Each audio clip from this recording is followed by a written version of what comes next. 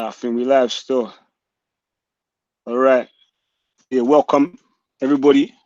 This is the race show, COE Styly. We got a few special guests on the panel today. So let me introduce the show. The title is called Race. Is it scientific or just a social construct? But we're going to be going into Ralph's race realism explanation. So yeah, let me introduce everybody. We got Benny. If you want to unmute your mic and introduce yourself, let the people know who you are.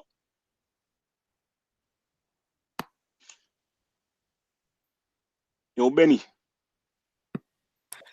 I muted him. He might not know how to do it, so maybe you unmute him, Leon. Oh, I think you have to unmute yourself. I don't think I've got the ability to unmute anyone. You have to unmute yourself, man. There we go. Am I live now? Yeah. Okay, gentlemen and ladies, if we have no ladies in the panel, but my name is Benny. I live in New York City. I've been the subject of race realism and the science of race, and where race becomes social construct is something that interested me for many years. And that's about it. Cool. Yeah. Joseph, your time. I'm Joseph, a Zionist Jew, Orthodox Jew. Race has impacted the Jewish people in multiple ways, from the racial theories of the Nazis, which led to our death, to who is a Jew and the modern state of Israel. So race and identity plays a fundamental part in the Jewish experience. All right, then. Lister. Hiya, I'm Lister. I'm just a random, general, average guy, I think. Semi-regular at Speaker's Corner. Got into a debate with Ralph last week on this topic, and here to kind of hash out the kind of details. Cool, man. And then finally, we got a man like Ralph. Hey guys, I live in London and I'm very interested in race realism for political reasons. So I've had a few conversations with people about it, and there've been, I guess, more questions. So I thought I'd just maybe speak to the same topics as I have done before, but this time I've got a bunch of slides and places we can jump around, so it might make more sense to people like if you use visuals. Cool. Hey, Benny, I'm gonna mute your mic. Everybody, when you're not talking, I beg you mute your mic so we can get rid of the background noise. Okay. Can I just ask before we start? Did you make these slides yourself, Ralph? Oh yeah, I just threw them together out of. I've got like I'm a geek, by the way. I'm a computer scientist. I've got like content all over my space, so I can just throw things together. So I just threw things from different sources to be able to support a narrative in a story. I can always show you the sources as well. Cool, Ralph. Take it away, man. Do your thing. Yeah, so basically, I mean, why would you even invent the word race realism? And, why would you even consider realism and the word race together? So the story's got to do with two different things that have happened together in the history of the words race, realism, and science. One has been the discovery and construction of the scientific discipline called genetics. This only occurred in 1950-53 with the discovery of DNA. And ever since then, we've been able to increasingly map all life forms onto the DNA structure at varying degrees of precision, depending on why we're chasing it. About a decade and a half, we mapped the human genome, and we can trace, say, things like common chimp ancestry to 6.2 million years. We can start increasingly overlaying a data substrate of a very simple model that goes like this. If I take a fundamental view of realism of the world, so let me just jump to, let's see if you can see a different side. Let's just, for the benefit of the audience, go to a very high level picture of the world. So let's say I started somewhere like here. So if you're trying to construct an entire picture of the world, one way you could do it scientifically is to use the dimension of physical scale. So if you look at that green column in the middle, at the bottom of it is what we call formal scientists. So I'm a theoretical computer scientist. And mathematics and logic and computer science are the trinity which allows us to describe the physical world. The physical world kicks in at the atomic levels. If you look at the blue at the left, at 10 to the minus 9. By the time it gets to a millionth, it forms a cell. And the layer of physics and chemistry eventually allows cellular and molecular biology to be described. Until genetics occurred in the 1950s, we had varying disciplines building upon physics and chemistry and attempting to deliver upwards into the human body, which in the blue scale on the left, a dimension of 1 meter, is a human being, what you and I would consider medicine. Social sciences and everything above it operate at the scale above psychology, sociology, but let's skip that bit for a second. So we revisit the picture that genetics occurred in 1950 with the invention. If I now just jump to Google's index of every written document and I type in the word genetics, you will see as a science, did I click the button? Now I did. You will see if I set that to 1900 as a scale. So this is Google's index of all published documents, which is updated. You see that genetics kicked off in the 1950s. It was a theory before, and is effectively a straight science as medicine and all other disciplines above it have embraced it, predominantly to help cure sickness. So when I'll go back to the slide once more, before we introduce race realism, oopsies, where was I? And we say, right, so now the life sciences that used to be biology based on biochemistry have this new thing called genetics, then I should be able to go up the science or the epistemological stack to basic medicine and after that social with the new weapon called genetics. So what is genetics? So if I take a little brief detour, and I promise I won't be long in it, if I jump into a simple thing for the audience to understand genetics, assuming they've had no training, genetics does the following thing for a human being. Oopsies, let's go here first. What genetics does, if I was explaining this to my 6-year-old niece, is I would say in the left box over here, which I'm going to scale out for the audience, we have 3 disciplines with genetics, biochemistry, and molecular biology, as per the picture before, giving us a description that genes in the top right that make proteins in all living forms gives these forms function. And genes holds the key in evolution to go from one generation to another. So the disciplines I referred to that have now been combined since 1950 have been the disciplines of biochemistry on the circle on the left, genetics on the right that didn't exist before, and molecular biology. Both these sciences in the top left apply not just to humans and genes, they apply to a 100-year pedigree of that function. So I go back to the picture again of where we were, and I say, right, bear with me a second, to the picture we were speaking at, which is over here. We can now say, right, so this is what we call the neo-realism stack. And it tells me that if I had a mathematical or formal description in physics or chemistry, I should be able to create a scientific stack description. There are limitations of this, but that doesn't matter now for race realism. So I jump back to the whole picture where we started this whole thing before, of what is race realism. Race realism makes the following first foundational claim. It claims that genetic explanations are a necessary component, not in a whole description, to understand differences between populations of varying genetic groups. What do we mean by varying genetic groups? Within that DNA that exists in a plant, I can see that we emerged 6.2 million years ago from chimps. About 500,000 years ago, we formed into 6 or 7 buckets of races, and I'm going to describe that word in a minute. And those gene sets have evolved in coarse groups by themselves. So race realism starts with that, and there are 4 counter arguments that attack it. The first one says, I don't know what you mean by race. I want you to define this word race. The second counter argument goes, no experts in science believe there's any such thing as race. Once that's conceded, they say, well, there's not enough difference between a Norwegian and a person from Ethiopia for it to matter. And finally, we get to where Benny suggested we start, is if you accept race realism, then you can revisit that scientific stack, which I had popped over there, to address problems we haven't been able to address before. So I'm going to stop right there and say, is that a fair understanding to everyone of what I'm trying to do here before we go into depth?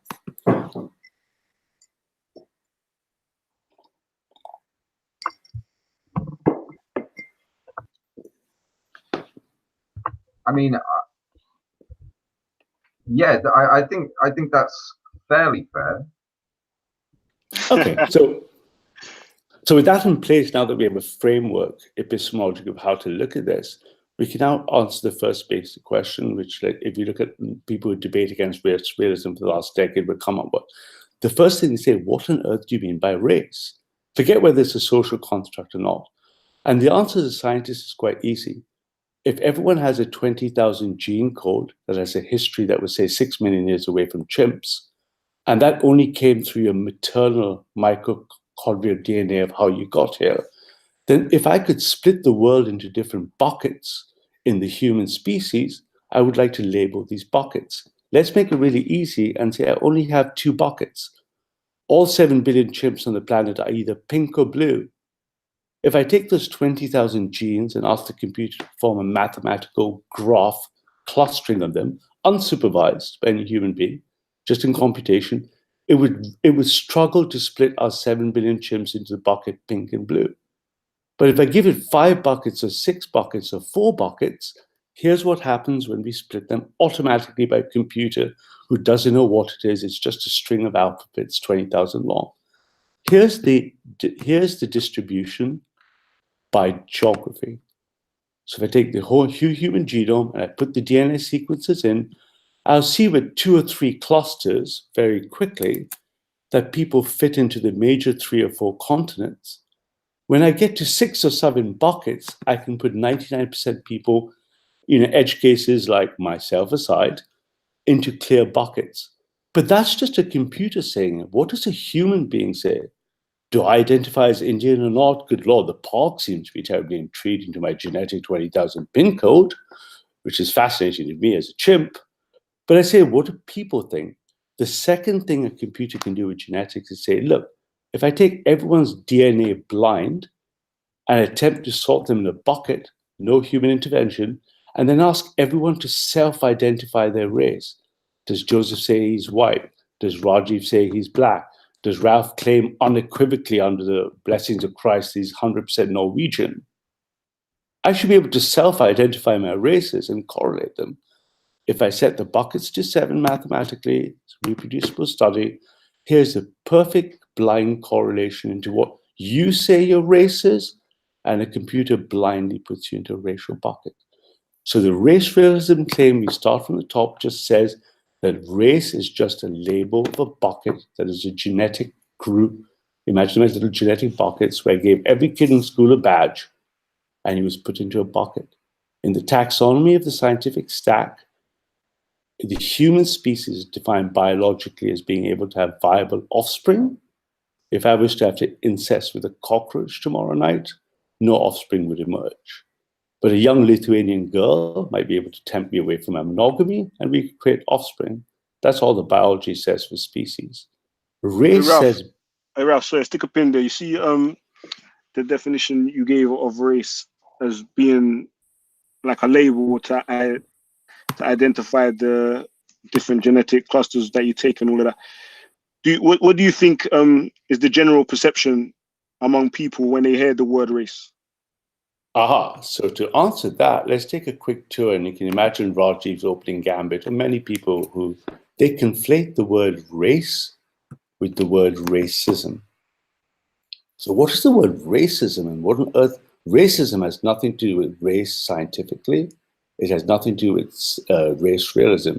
Racism is a political concept born out of the idea that one race has a hegemony, a dislike, a distrust, a disagreement, a discordant view of the other one.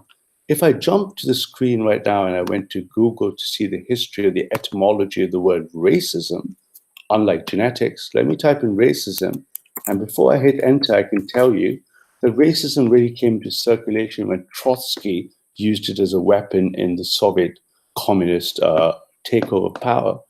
If I plot the word racism in here, you will see that it never really existed in our vocabulary until the invention of it in the Soviet era in the late 30s. It was a dormant thing until civil rights arrived in the 1960s, where it took a decade and a half, maybe 15 years, after things like the 1970 Employment Acts, Equal Acts legislation of human rights around the 60s and 70s, that the term quiesced when we had a general par on at least overt systemic equality. Racism peaked in the 90s in the entry of the postmodern academia, but we're going to postpone that conversation later. But if I type the word instead of race, if I typed in the word race by itself without racism, I would see that race has not been something in itself a contentious issue. So to answer your question, when you bring up race realism or race, the immediate problem is the conflation of the political concept racism. But what race realists are saying is that race is a scientific organizational cluster. And I can call the chimps pinky, bluey, brownie, or green, or I could call them alpha, beta, or I could call them white, black. It makes no difference to a computer. And when I use the word race, that's the only meaning I have. Can I just say, when you put in race in the engram thing, race has two meanings. So that graph that you just showed that says race, that's showing up whenever the word is used. It's not specifically race to do with the human race. It could be a running race or that kind of thing. So absolutely, the word racism. That you can't use that. No, absolutely. This is not meant to be any scientific thing. This is meant to point to very key things. So if I typed in, for example, immigration as a word, so this is every index document, make whatever you want. And I'll see that immigration really only became a problem in someone, please to mute their mic, after the mass explosion post-globalism in the 2000s. Any word can be seen in a gross context. But in terms of race and race realism, I am stating that the scientific definition of the word race, let me just jump back up again to the scientific stack to make sure we're on the same page, that the scientific definition of the word race. Sorry, can I just stop you there again? Because when you're using immigration as, like, the world's population has increased, what, from the 1800s to, I imagine, about 1 billion to now where it's about 7 or 8 billion. I apologize. You're obviously going to hear that the word immigration a lot more in books because there's more people spreading around the world quicker. So again, that's not really a graph that you can take any kind of information from. Maybe you don't understand what I'm saying. I apologize for that. I made a mistake by doing that. My point here is that the thing we're speaking about, back to the main diagram here, is that the concept of genetics sitting in the middle of the scientific stack of life sciences is a scientific basis to describe this bucket word we call race, which is just a categorization concept. And we're going to use it grounded on and address an approach to social sciences and not conflate the term race with racism, anything to do with racialization. It is just a scientific concept because with modern big data, genetics, and computing, I can find patterns based on that cluster. We've defined race scientifically. We've defined it using a genetic sort algorithm. We've shown it exists as a species and identifies what humans call themselves race. We're making no social, moral, or political statements. The foundation of race realism is the same foundation for gender realism, which is a subsection of the idea of biological individualism that leads to biological collectivism. It has nothing to do with racism or any of that concept. Just to jump in there, I don't think you can separate the two. And what I mean by that, if you look at the graph that you showed, the rights movement against racism, you'll see the spike correlates. And whether race is real or not real, the minute you start categorizing a group of people with that terminology, the second subsequent reality will emerge, and that the subsequent reality will emerge, which is that racism will emerge. The minute you start saying that this group of people is A and this group of people is B, and you create a science around that, racism is inevitable. Absolutely, and I'm not saying that the Don't we need, excuse me, guys. Can I add to that as well? That just because there is the term racism was created, doesn't mean that there wasn't racism before it was created. It just wasn't acknowledged because it was just a norm. So to maybe I'm not being very clear. To treat people differently by race was a norm, and it wasn't seen as racist. It was a bad thing to do. It was a norm. So the word racism didn't exist, but but racism did happen, and you can see that happening throughout history. That there has been racism between different groups of people. It's just the word didn't exist. So racism wasn't. Can I just make a point? Can you guys hear me? Yeah, so I just wanted to intervene here. So I've been watching this whole discussion around race and genetics and everything else with a lot of interest. I'm a social scientist. I'll qualify that. I mean, to me, what I can see you guys are sort of picking over is units of social classification. I mean, these are essentially classes that certain aspects of the sciences use to conduct studies. I would really like to actually drill into Ralph's methodology first off. It seems that he's kind of, and I've said this before in our discussions, you have a tendency to cherry pick your methodology according to your own preference, with a complete disregard for the quite complex and often quite sort of competing methodologies. You seem to sort of just have a disregard for that I don't think would come from someone with an academic background. It seems very kind of would you like to explain so which methodology are you adhering to when we're defining race? Is this a sociologist's definition? Are we talking about it from a could you please define your terms for it? Yeah, bear with me just a second, man. So I'm just unplugging. I'm just plugging something in. Right, there we go. Sorry about this, guys. Sorry, Ralph, one sec. Before you give that explanation, just introduce yourself, brother, who just came on. Yeah, TOITN. My name's Dan. I'm a long-time COE viewer, a geography student by trade, I suppose. I studied human geography, and I'm just going to say this first off. I assume all humans are inherently irrational as a social scientist, and I work from there. So big up COE, because studying human psychology and behaviour is exactly what social scientists are about and should be about. I'm not too sure where computer scientists come into that, but perhaps Ralph can clarify. Cool. One more. We got Hamza as well jumped on.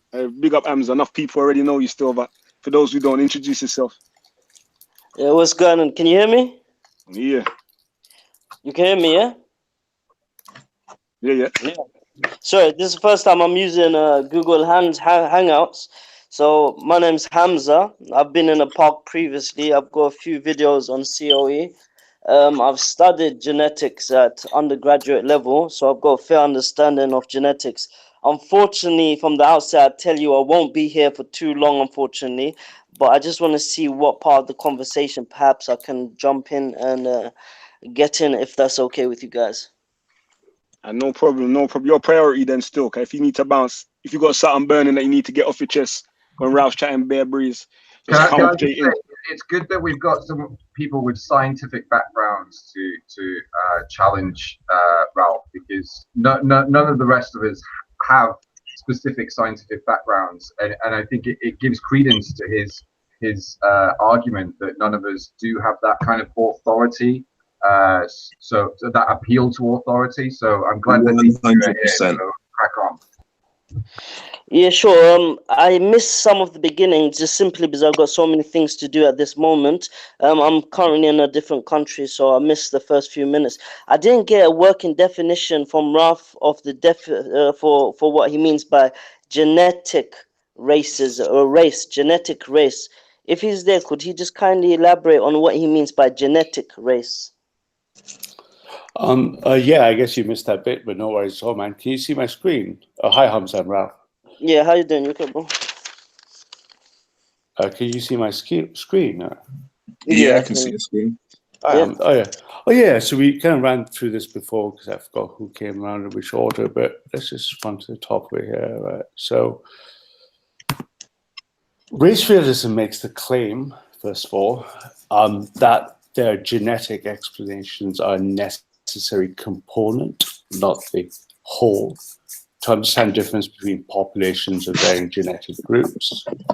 So people who what we like to call our race deniers come about and they have four kind of fundamental strands to race denial, implicit in your comments for both of you, the ones that preceded, is that, hey, what on earth do you mean by race?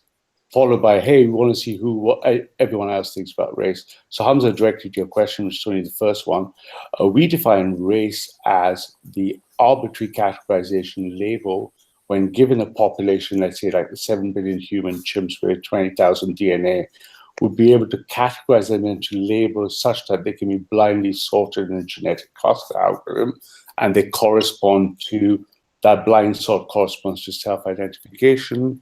So, for example, if I just plotted the 20,000 genomes and tried to auto-cluster the genes in an unsupervised fashion, that's clustered by... Sorry, Ralph, that's getting a bit wordy. If I can just break that down. Let's keep it simple. Not just for myself, I think for so other people. Race is just a bucket given with a label in which I'm going to put 20,000 gene strings into, right? So if I had only two buckets, pink or blue, there's only two races. If I have 5 buckets, there's only 5 races, right? That's all. Sorry, Ralph, I heard that bit. My question was what genetic race is. Do you have a definition for what genetic race is, and how is it defined in genetics? Because you've written this, so you've said that it's arbitrary. Now, I'm not sure how that can be. No, I didn't say it was just arbitrary. If you think, well, what is a word, first of all, right? Let's just get some basic foundations in agreement. You know, a word is what you're looking for that you because I saw arbitrary and I also saw self-identification. So I was just trying to match up how that was related to identifying what race is genetically. Right, so let me try to answer that question. You might have to bear with me a few minutes while I try to do that. So if I, for example, ask people, if let's say I took 1,000 people and I took their genes, which are just 20,000 long, so I'm giving you a genetic description of race here. Each person has a 20,000 genome long sequence with a unique number. I asked the computer to blindly sort them using a mathematical closest distance spanning graph, and it puts them into buckets. If I then ask those 1,000 people in the room what they say their race is, the computer corresponds what they say their race is and what the genetic cluster sort algorithm produces. And that picture is this one right here on the screen. Yeah, sure. 1 second. When you say so does that answer your question of what genetic definition of race means? Yeah, I just want to hold that on just for a second.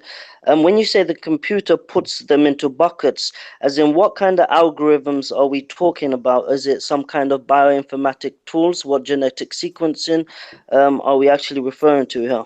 Can I just jump in there? Yeah, sure. I don't know if anyone here has ever done a DNA test. I've done a DNA test.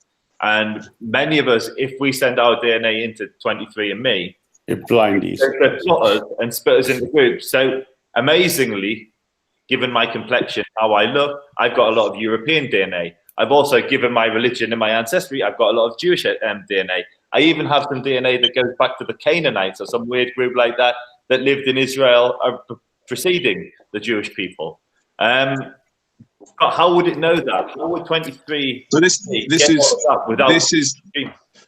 this is one of the key problems, right? So you have I think there's at the core of this discussion there's a problem between, I think, Ralph's quite quantitative leanings and people's natural, more. I mean, ethnicity and tribe and nation and culture. These things are soft, qualitative terms that are informed by historical and political processes. So, like you say, going back to the Canaanites were a tribe at a point in history in a space on the globe that existed. Do you want to define them as Canaanites? Do the Canaanites exist now? Is it worth discussing a group that nobody has any common knowledge of? Like, I don't know, you go to the park and you mention the Canaanites. I think you're going to be appealing to a very small group of the park. There's a key conflict here, and it's between quantitative and qualitative methodologies. And I think, Ralph, you're applying hard quantitative frameworks to things that don't fit into frameworks. Like let's say this random bucket sorting analogy that you use. Let's follow this through to the conclusion. This is going to sort you into two buckets. At the end of the day, humans are binary creatures that will generally try and reduce that dissonance to a single outcome. So what is your race, Ralph? Can you self-define? And then we'll let a computer sort your race for you. Hang on, just bear me a second, guys. I think it's really simple. I mean, this is the thing. You're a race realist, so I think defining your race should be something that's quite reflexive. I don't think this is something that requires any sort of wordiness. Just what is your race? Are you mixed race? What's your race? I don't mean to drill into this. But at the end of the day, Ralph is talking about two completely different ways of looking at the world through a computer, a cold, hard sorting machine, and we're talking about people's lives. Like, I'm sorry, whatever race, ethnicity, tribe, background you belong to, it means something, and a computer knows fuck all about it until we tell a computer to ascribe some sort of significance. So, Ralph, what race are you? Define yourself, and then I'm mixed race. But I don't think. But what does that mean? Is that a race of its own? Because a lot of people are mixed race. I think most people in this discussion are mixed race. If you're going to use that definition, you're saying that you have genes that are from two separate geographical locations. Is that what you're saying? Correct. So we're talking about a political, geographical kind of framework. Okay, so how does that? So this is what I'm saying. You're straying into my territory now. So when we're dealing with the social sciences, the units that you're using matter, right? So actually, free mute your mic. We've got to get this nailed down. Like mixed race. Let's go into hard race realist space now. You're in a room with a bunch of guys from Stormfront and Blood and Honor and these super patriotic, pure blood Aryan guys, and you say you're mixed race. Yeah. What does that mean for a race realist? So you have a lot of questions, a lot of different threads. No, I don't. I'm just trying to frame your position, because I think this is the thing. I think you're a very intelligent person, but I think you struggle to place yourself within the context of your own ideas. So your thoughts are these abstract things that don't include you. And I think you need to place yourself at the core of your thinking if you're going to put yourself forward as a thinker. That's what I'm saying. It's not a question. Right, I'm still waiting for when my turn gets to respond to you without interrupting me. So give him a chance. Give him a chance to respond. Yeah, that's it. I don't want to dance around because I've got to go soon as well. So let's just get this defined. My thing. Say that. Ralph, you think? Dan, give him up to you. Give him a chance to respond. Yeah. So that's it. Yo, I see free mute your mic, fam. I've got to go as well, so let's get this. What's going on? Ralph, respond now. Oh yeah. I'm just waiting for you chaps to finish and calm down and stuff. Right. Okay. So I've listened to you patiently, and I expect you not to interrupt me either. Right. So, okay. So let's go. So let's separate your questions and comments into three different strains. Some of them are personal, which is fine. It's no problem with me. Some of them seem to be technical, which I'm going to get to in a second. And some of them seem to be sort of either ontological or taxonomical confusion. So some is Yo, IC3, you're doing the most, fam. Keep your mic muted, fam. Calm down, you're gonna get a chance to speak soon, man. Let Ralph do his thing. Right, no worries, guys. I'm taking time. Right. So let's split these three things in, right? So the first question, which I think I answered for Hamza, we can close that with Hamza separately, is what we define scientifically as race. So let's take the methodological stuff first, because I find that stuff really cute and amusing. So who am I? You know, I mean, I don't know who you are. You're an arbitrary Google ID, right? You know my name. So methodological stuff, what's a social scientist? So we find social scientists heavily amusing as theoretical computer scientists. Let me show you what a social scientist is, right? Just to have things.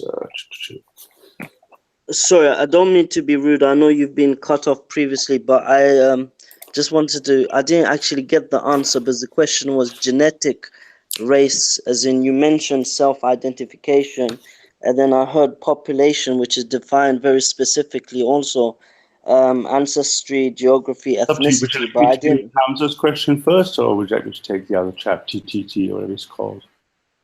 I don't mind answering either, whichever order you prefer. So. I'll try answer Hamza's question. Can you ask first, and then Hamza? Okay, sure, no worries. Dan, it's Dan still who asked the other question. That's his name. No worries, I can remember Dan's question. So let's return to Hamza, right? So Hamza, you say you have a background in, was it, I forgot, biology, genetics or something, or? I've done bioinformatics. Bioinformatics, oh, perfect, okay. So I'm a theoretical computer scientist, so let me just answer your question this way. I'm sure you'll relate to it better.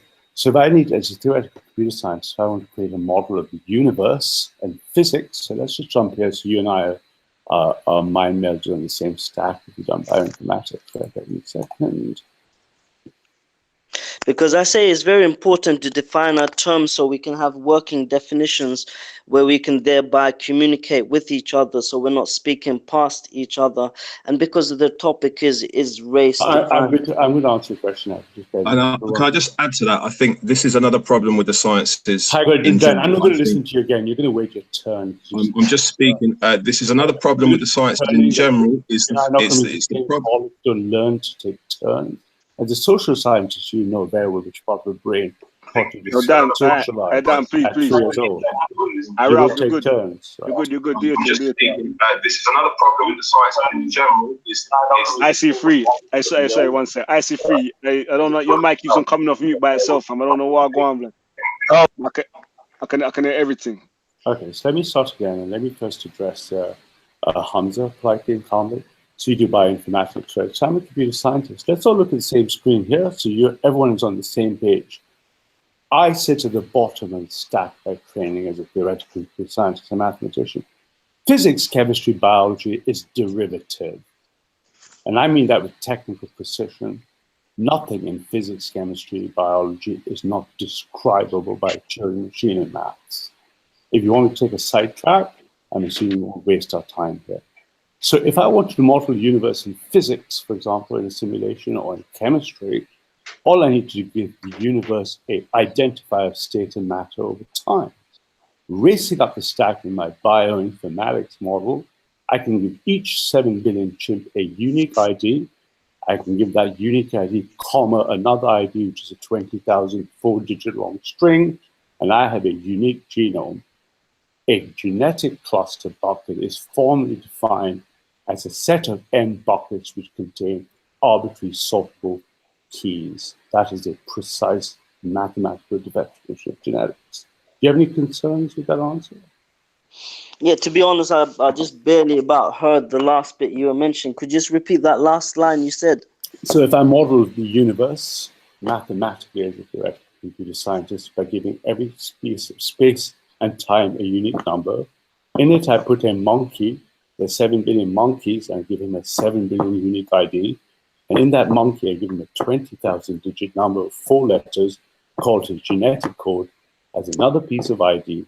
I have a formal mathematical model of the evolution of all genes. Would you agree with that statement mathematically?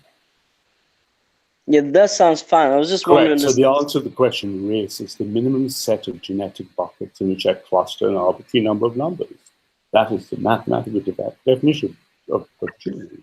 No, not mathematical, genetic definition of race. But that was the genetic definition of race. So now with that formal understanding, at least for the audience, then we return to the picture from the start. Sorry, can I just to the picture from the start and Can I say, just if I ask the computer, Yo, Dan, one second, let me finish. You're gonna come in next. So if I now use those formal terms and say, if I ask the computer to sort those gene buckets by geography. Let me unmute now, Ralph. Ralph, you need to unmute yourself. I see. You muted him. Yeah, sorry about that. So once more, Hamza, if I ask those 20,000 numbers as a bioinformatic person, you would understand if I took those keys by genes, by genetics, if I clustered the buckets by geography, or I cluster it blind sorted by race, the answer is race is the labels of words given to those genetic buckets. That's all it is.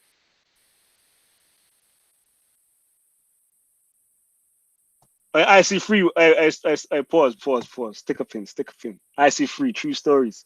I respect you as my elder, fam. But from you come on the show, your mic's been coming off mute and you just been echoing, and now you're muting Ralph.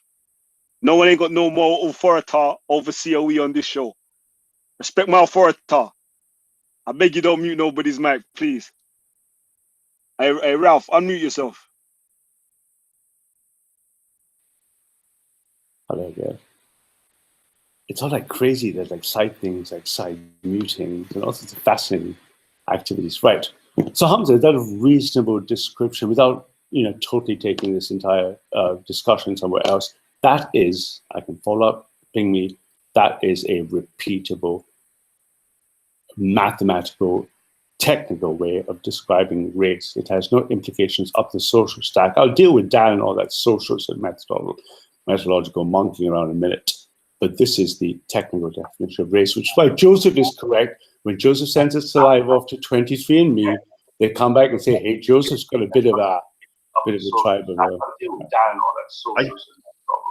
Methodological monkey around a minute. But this is the technical definition of race, which is why Joseph is correct. Okay, can I just jump in here? Because I think it's really interesting just to get a litmus of where we all are. With those definitions, do people object to that, or is it what happens with those definitions? Do people deny the categorization he came up with, African, Asian, and European, or then doing it by geography? I was gonna ask, what are the different races according to your method of separating the different races? I was gonna ask that still, but I wanted to give everybody a chance to do their thing, and I was gonna wait until everyone's basically exhausted themselves. Sorry, Overseer. Leon, it's very simple. It's the most natural thing you see in the world. If I had only 2 buckets, I couldn't put people in. If I had 3 buckets, it's white, black, brown. If it's 4 buckets, it's white, black, brown, yellow. When you get to 7 buckets, 99.97% of people are in that bucket. I'm an exception, sure, but statistically, that's a tiny percentage. The majority of people are white, black, brown, and blue, and that's what the computer tells you, and that's why 23andMe works for Joseph all the way down the colors. If you're denying that, I mean, this entire conversation. So we saying white, black, and brown. That's it. Three races. 4, obviously Asian, 5 and 7. So by 5 or 7 buckets, Say the names. 5, well, the formal names are North Asian, Eurasian. If you want to see the entire names, I can give you all the data. In correlation to the data, not just just what we've named ourselves. Maybe you might say according to the computer, even though me and some next guys from West Africa have got different names. According to the computer, we're the same person. If I type in on my screen, if I type in world races into Google, the top 5 buckets are called Caucasoid, Negroid, Capoid, Mongoloid, Australoid. And have those races been been happy? No. Hold up. Have those races been identified using the same method that you're describing with your race realism? This race realism I'm talking about is the way medicine does it. Medicine doesn't give a shit about politics or sociology. I need to get involved. If you want a kidney transplant, medicine. You're next. Right, medicine wants the data, right? Organ transplant compatibility is not a political concept, it's a genetic concept. No sane doctor who went to med school would give a shit about social science for kidney compatibility. It's a genetic test. But I'm not interested in the social. Cause you don't go by the social.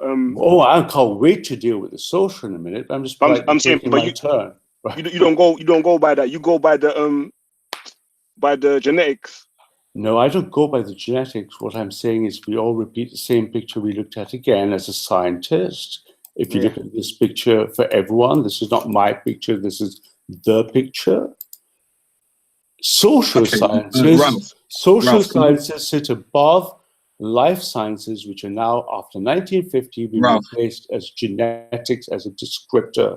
There's nothing to argue about that unless you don't like the science, right? Ralph, can you go back to the page that you were on previously, the world races Google search that you did?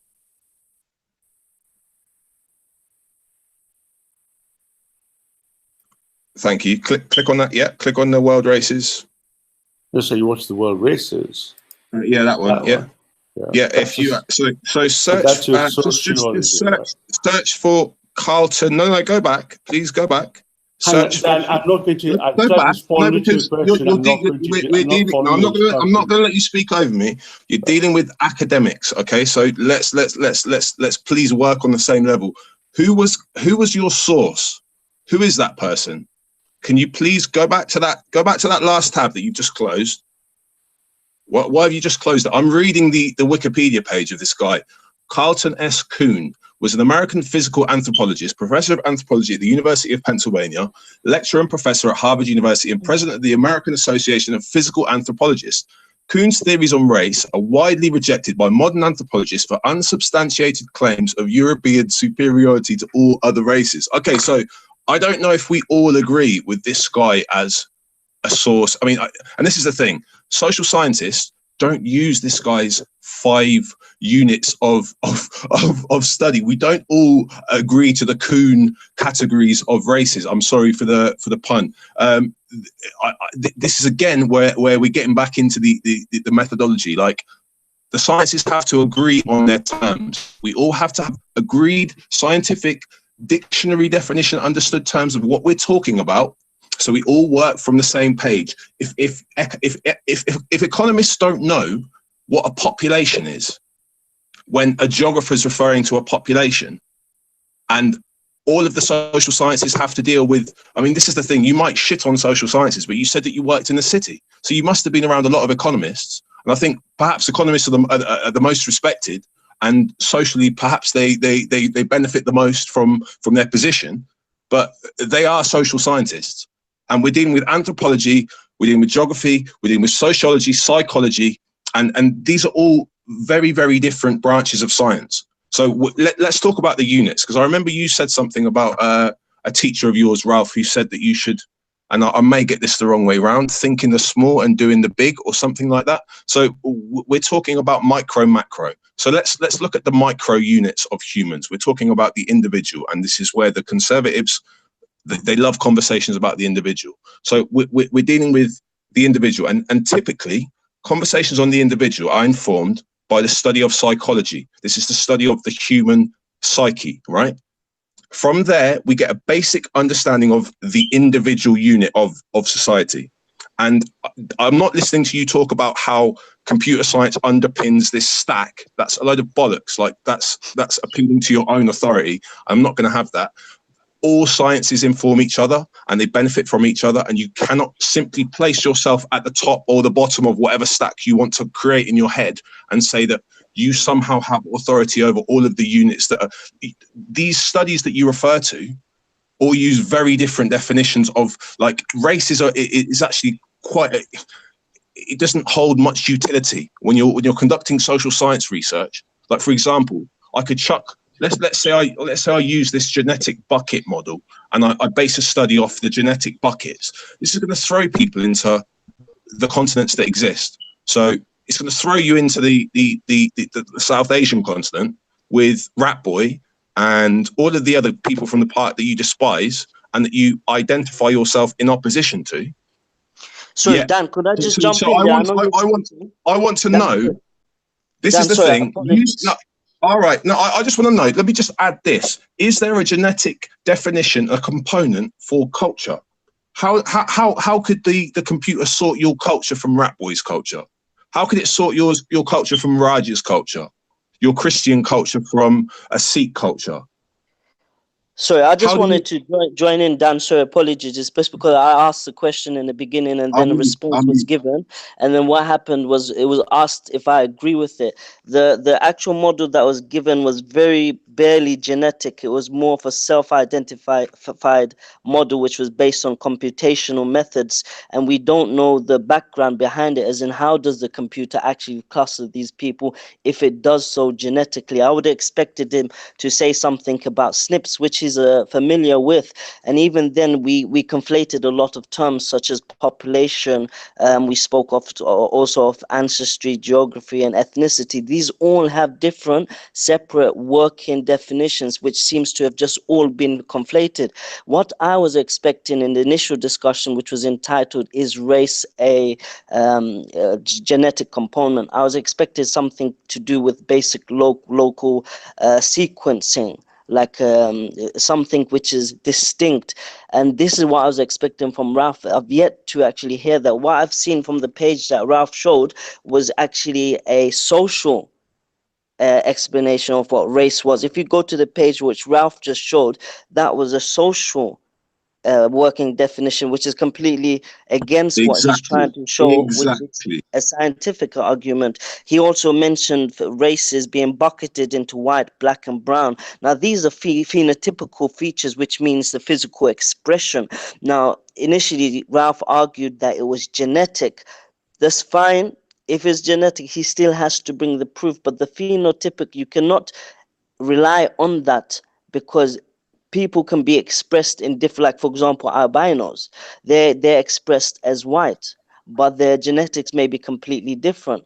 And the difficulty with genetics is there's so little variation within the human genome, because they say we all descended from something which is referred to as mitochondrial Eve, which was the last local universal common ancestor, which was about 200,000 years ago. Because that was so short or so near in terms of evolutionary terms or distance in years, that means our genetic differences between each other is very little and almost impossible to put into buckets of race or any category. So you may have two Europeans. One European has more genetic similarity with a Chinese man than he does to another European, because that's how close the genetics are to each other.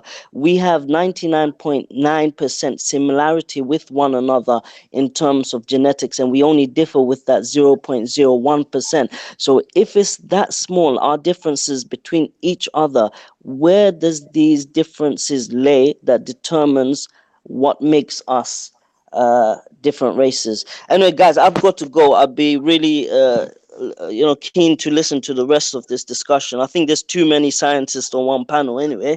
It's a shame you gotta go, man. It's a shame, brother. What are you saying? You're coming back?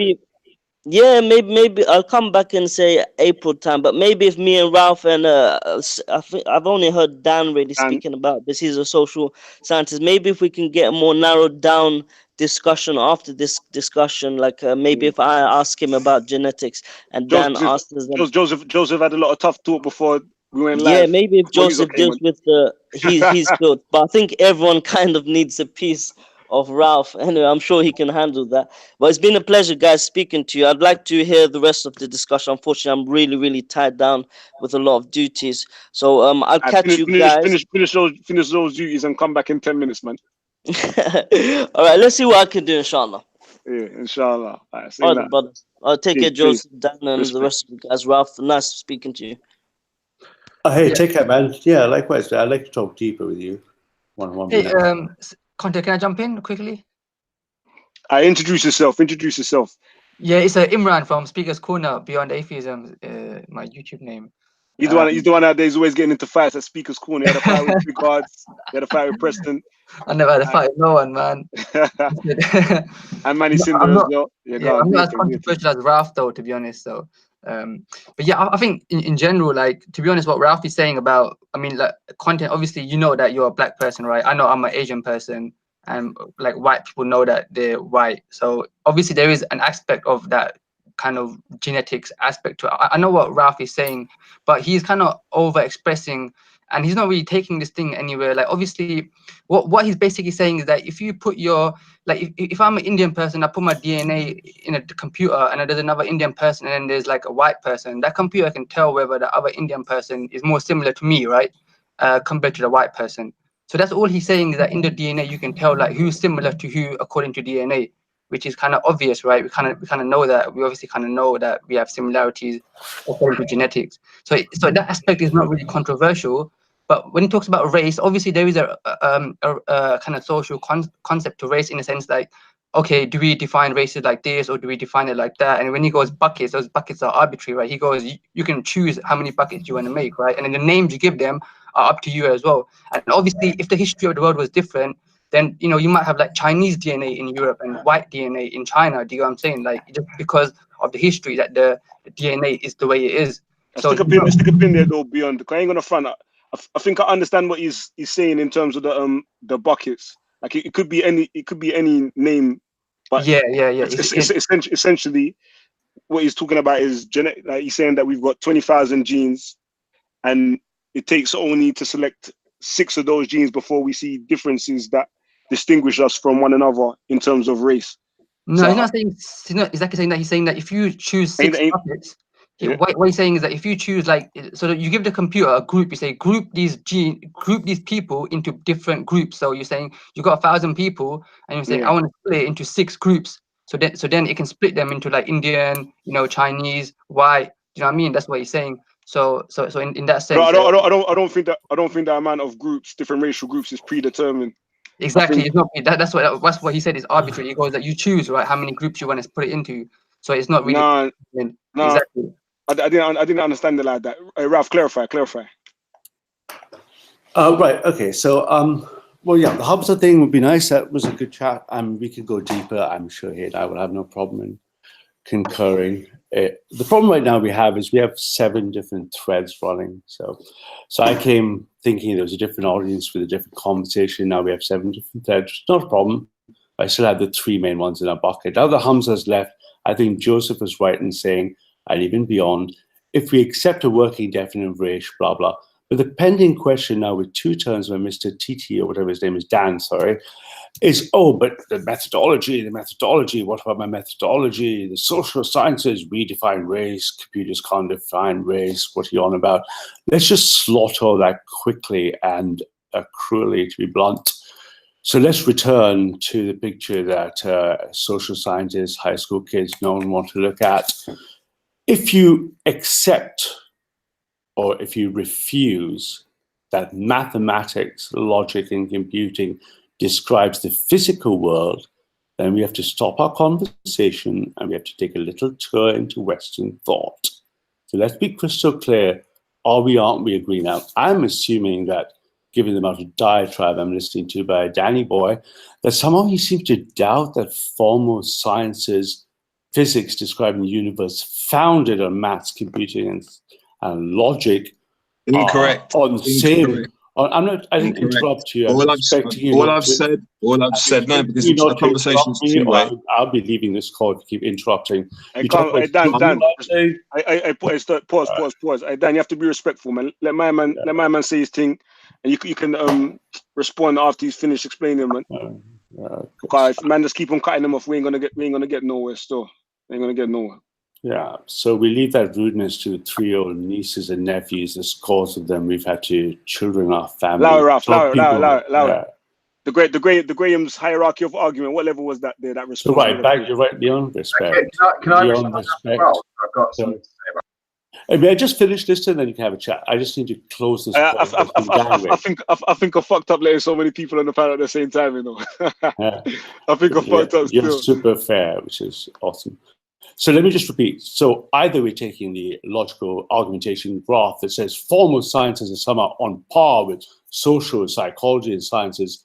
If that's the case, we're going to walk through a quick just instruction to why that's false. So we don't waste our time and we carry on to the interesting thing that I hope Benny and Joseph and people are waiting for, is the implication of neorealism.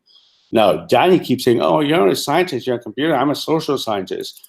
Let's be crystal clear. First question, there is nothing what social science, which is a bastardization of the word science, that has no formal description, that tries to piggyback on the scientific method using these methodological variations on type 1, type 2 errors and a null and alternative hypothesis as being the only fucking tool you have, makes you children to us in formal mathematics and computing. Because we can write programs that generate all possible methodologies and modeling you do repeatedly. Let's talk about my career, because you seem to be quite curious about me personally, which I find amusing.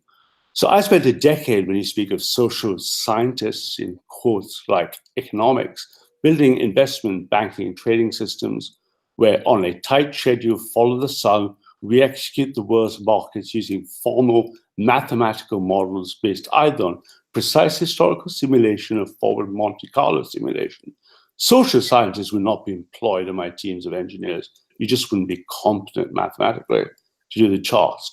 So when you say economics, like sociology, have experiential data and some methodological sort of academic sort of world you live in, you've never built or qualified to understand how formal models of anything work. You'd never get a job in the markets. So now taking precise quantitative mathematics down into genetics, where we have that data and back up again, is the basis of neorealism. And you've got nothing, I mean, that even would make me want to employ you, let alone discuss this with you, unless you can change your tack and be polite about it.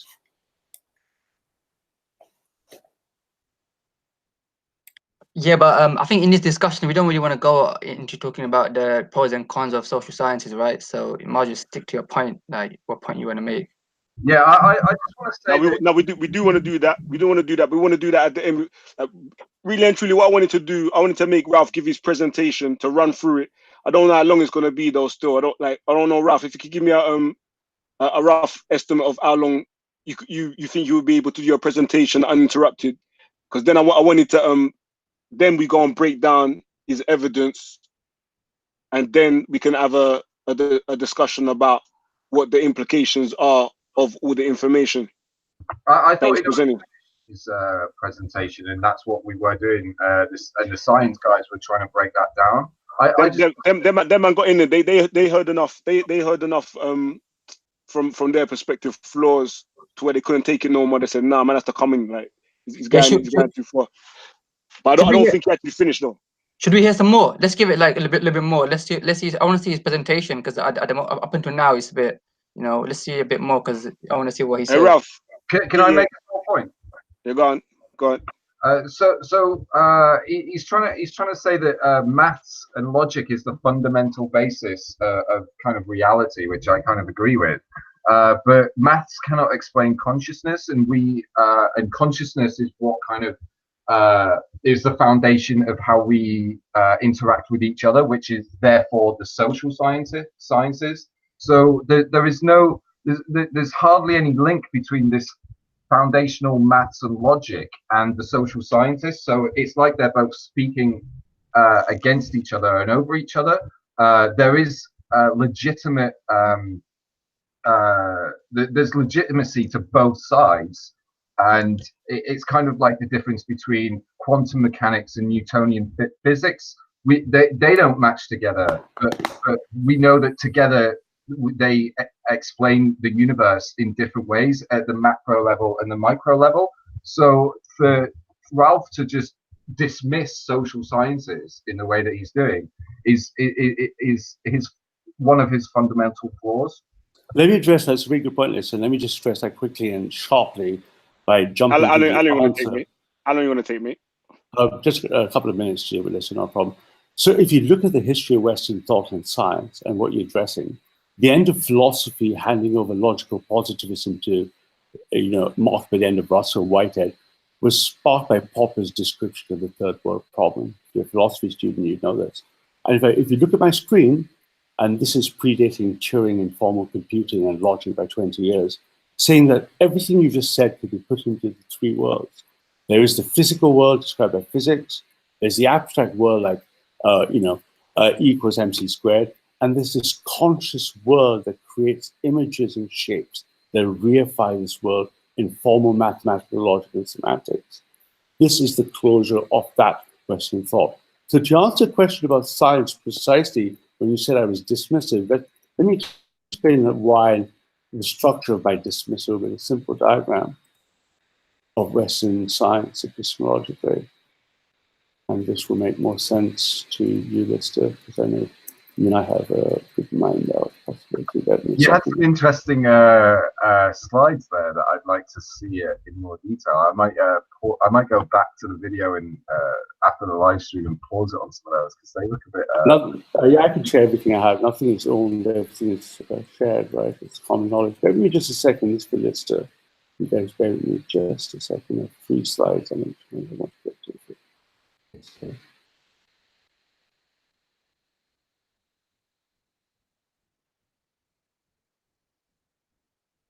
That one with the political compass kind of background. I want to see that one. I know you do, but here's the answer from Lister. So where philosophy and science handed over to each other, and this is traceable to the earliest of 20th century all the way to Turing completing it in 1946 and formalizing it, is science has balanced realism on one side with anti-realism on the other. So scientific realism, the bottom left, says that we are going to make real progress in describing the features of the world. Skepticism, dogmatism, anti-realism falls in the right bottom, which is where social scientists are defeatist in a metaphysical sense of realism. That is what you're speaking to. So when I say dismissive, I push them to the left, to the right in the diagram, because I am firmly a technical scientist in the bottom left. Because I believe science is the implementation by maths, physics, and computing. To the last Lister's point, is accurate and on the money. All 3 of those axes have uncertainty. In physics, we know by Heisenberg's uncertainty principle that at 10 to the minus 34 centimeters, we jump into quantum non-deterministic phenomena. In mathematics in the 30s, Kurt Gödel proved that there would be no closure of truth and proof and logic for any mathematical system. And to your last point, above on that diagram, consciousness at the synaptic cleft also has quantum phenomena. So we go with uncertainty, one of the few things Dan stumbled upon that was accurate. We go into the world with uncertainty on all 3 axes, but we do not sacrifice a scientific description of the world after this time. Does that make sense, Matt? I'm satisfied that that is just word salad, and you didn't really answer my point. I'm just saying that there's duality within what we are talking about, and you just want to see the autistic kind of fundamentals of the numbers. But like, I can't remember who said it when he opened, but human beings are not rational. So you cannot explain us in mathematical terms completely in the way that you are doing. No, I'm not trying to do that at all. I'm positing that it can't be done. But that does not remove the ability to use group behavior and find mathematical patterns. That's how we run the stock market, air traffic control, the weather, the world. You're confusing determinism in a different way. I think you're confusing the computation notions of determinism. Is that what you mean? And what you think is the difference? So let me show you the following diagram and let me show you where I think you are here. So here's what's wrong. You're looking at the left and you're claiming mathematically in formal computer science, this is what we do in set theory, you're claiming on the right-hand side that indeterminism and non-causality mathematically have any play on determinism, whereas we know determinism is of both classes mathematically. We can write algorithms that are both deterministic and non-deterministic. I don't know what the price of tin is in the market tomorrow. All my software is to assume non-determinism algorithmically.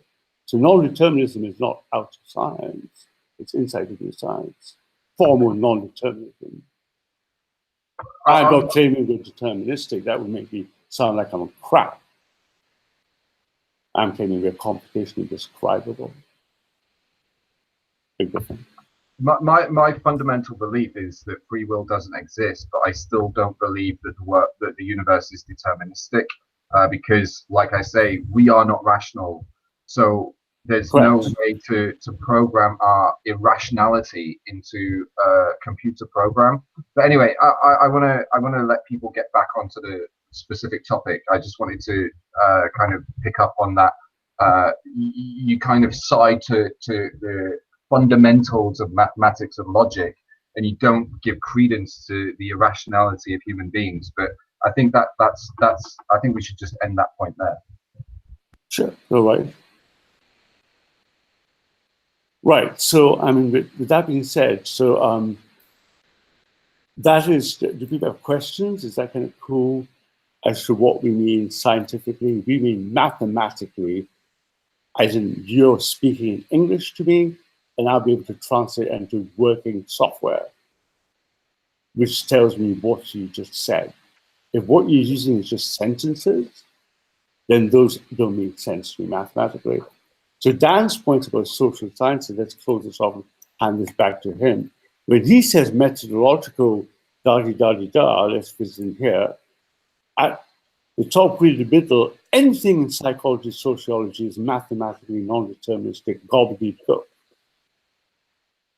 It is non-deterministic mathematical wank.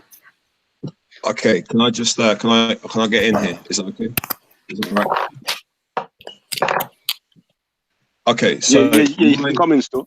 My theory on this, and look, all credit due to the sciences. I've not claimed any superiority in any specific discipline. I've just said that certain methodologies that inform certain disciplines need to be adhered to when you're considering them and referencing them to inform your own politics, which again is an aspect of the social sciences. So we could have a politician from UKIP here who could say, well, a genetic bucket throws all Northern Europeans into one, like Northern Europeans were thrown into that environmental bucket and they destroyed each other and formed tribes. And they defined each other in opposition to each I mean, and we could go into the whole history of competing tribes and how it kind of reflects bacteria and how biology informs that and all sorts of things. But what I'm saying is, I think what we're getting at here is Ralph has seen the advent of big data and the possibilities with quantum computing and all of the other tools that aid the sciences and that push things forward. I don't doubt that he's highly, like, you get what you're talking about. But at the end of the day, there's a danger with quantitative researchers wanting to analyze the available data as quickly as they possibly can to test their hypotheses without having access to the data that is gathered by qualitative researchers in the social sciences. All of this data on IQ, etc., is gathered by psychologists who are, again, part of the social sciences. You'll any IQ tests that are administered by social scientists who adhere to a very specific brand of academic jargon and methodology when they conduct these IQ tests. Right? There's an environment that needs to be adhered to. So we're talking about standardization across the sciences, and this is again where we get back to defining terms and the need to have shared terms and a shared language, like you said, speaking in English. So we benefit from the common cultural connections that allow us to communicate and transmit information, albeit imperfectly, because again, language is actually highly irrational. We don't convey the depth of our thoughts with language. A lot of people struggle. Some people who are, like I think Lister said, autistic, struggle to engage with the world through the kind of the typical social lens and are more systems based and kind of see this quantitative framework in things, and that's actually a blessing for humanity in some senses. But the danger is that we conflate terms. So you can't, at the end of the day, you have to define units. So you're going to plug some units into a computer and say, okay, I've defined 13 racial groups based on, I don't know, I'm going to pick, I'm looking at racial classification, H.J. Fleur and the decline of geography. Someone can Google this if they want to see it. It's from 1964 or 1962, and it's got 1, 2, 3. It's got, I don't know, like 11, 12. It's got Indo-European, white skin, straight to wavy hair. Indo-European, like brown, so I'm guessing that's Southern European. Hamitic, Semitic, Polynesian, that's light skin, the Laocodermi. Yellow skin color is then 3 types: Asiatic or Mongolian, yellow skin, straight hair; Indonesian, American Indian. Then we get onto the dark skin, can't even speak, African Negro, Pygmy Negro, Melanesian, and Australo-Dravidian, which I'm guessing is your background. You said that you were Dravidian. So this puts you in one particular haplogroup geographic space. So let's say we agree on those units. I would question the units that were provided by Kuhn. I'd say he's kind of outdated. I would say let's get to 1962. Even with this, I would say there's problems, because I'm looking at this. Iranian kind of stretches into Syria, possibly into Israel. I'm not sure how Joseph feels about that. Like, then we get into the forces of politics, and then we get back into the social sciences, and then we get back into the irrationality of humans. So I'm saying the definition of terms is vital. We can't all head off in different directions as people, as individual scientists, economists, whatever the hell you are, and think that we're all going to arrive at the same destination when we don't all have a common language. Like, this is one of the problems, and I'm not disrespecting Ralph. This is something that I'm just saying. I don't think he's aware of the methodology that he's dealing with. He's getting into the social sciences and kind of loosely referring to economics. And you say that you worked in the city and programmed computers and stuff. That's great. But at the end of the day, you were getting data from economists, and some of that data was really bad and caused a really, really bad financial crisis in 2007. And I don't think the computers were prepared for that. Why weren't the computers able to counter the inherent irrationality of the person who programmed it? Like, this is the thing. I don't think we can trust our society with the techno computer science. I think racial realist crew. This is problematic. But is that not where it becomes very dangerous? Because somebody decides what is dangerous for society and what isn't dangerous for society, and ignores the data because of the fear of what may happen or the unpredictability of it. I think with this conversation, the one thing I think does, from what you're saying, Dan, are you saying you accept that there are categories, but you just you're worried with what humans will do with those categories? Are you saying those categories don't exist at all and they're just a social construct? I'm not so much saying it's a social construct. I mean, I think that's kind of a given. I mean, how you self-identify is essentially you as an individual social unit constructing your identity, and that's a whole nother theory, and Ralph seems to dismiss that. But at the end of the day, I thought this was a new politic, which I'm interested in, because I think, like a lot of people's politics are kind of perhaps either entrenched or in a more dynamic. Yeah, I think we need to get to the politics for this to make more sense, because we're arguing about these kind of things a bit too early. So yeah, so what are the political implications? So let me just say, I would say that people clearly do define themselves in what some people would say are races, other people would say are ethnicities. Like, no, Dan, I know you're on the flow, fam. I don't want to mess one up, but I wanted to get into that. But I wanted to like, is everybody cool to like leave the Ralph providing his evidence for his claims that we're like scientifically different races, and so we want to go into the implications now. If he's finished his presentation, then I'm happy. If he's not, then he can carry on. I mean, there's like 200 pages there or something. I know, I ain't gonna front. I did see a lot of pages still. I did see a lot of pages. Ralph, that's what I'm saying. I want you to give me like a brief estimate of how long it will take you to go in. If you feel there'll be any more information that's like enlightening, that might win over someone like Dan. I'm just gonna go for a quick piss break while he answers that. Yeah, go on. TMI, TMI. So you're going for a break. Yeah, Ralph, you Ralph, there? Ralph could just talk about the politics, because last time I spoke to Ralph, he still didn't answer the question about how does this affect politics. I wouldn't even mind just him talking without the thing for just a few minutes. Without a presentation. Okay, Yeah, so just a few minutes just to say what the implication Yeah, of could I take a really quick Could I take a quick 5 to 10 minute break? Tops. Is that all right, man? I just need to do something. Yeah, Is that we can continue without you, and we can decide Brilliant. the race. Yeah. Cool. Cool. I won't be long.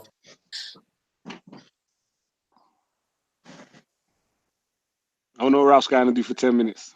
Seems I think stressed he's going out to still. research. He's going to go to those textbooks and revise. Probably gonna make another presentation.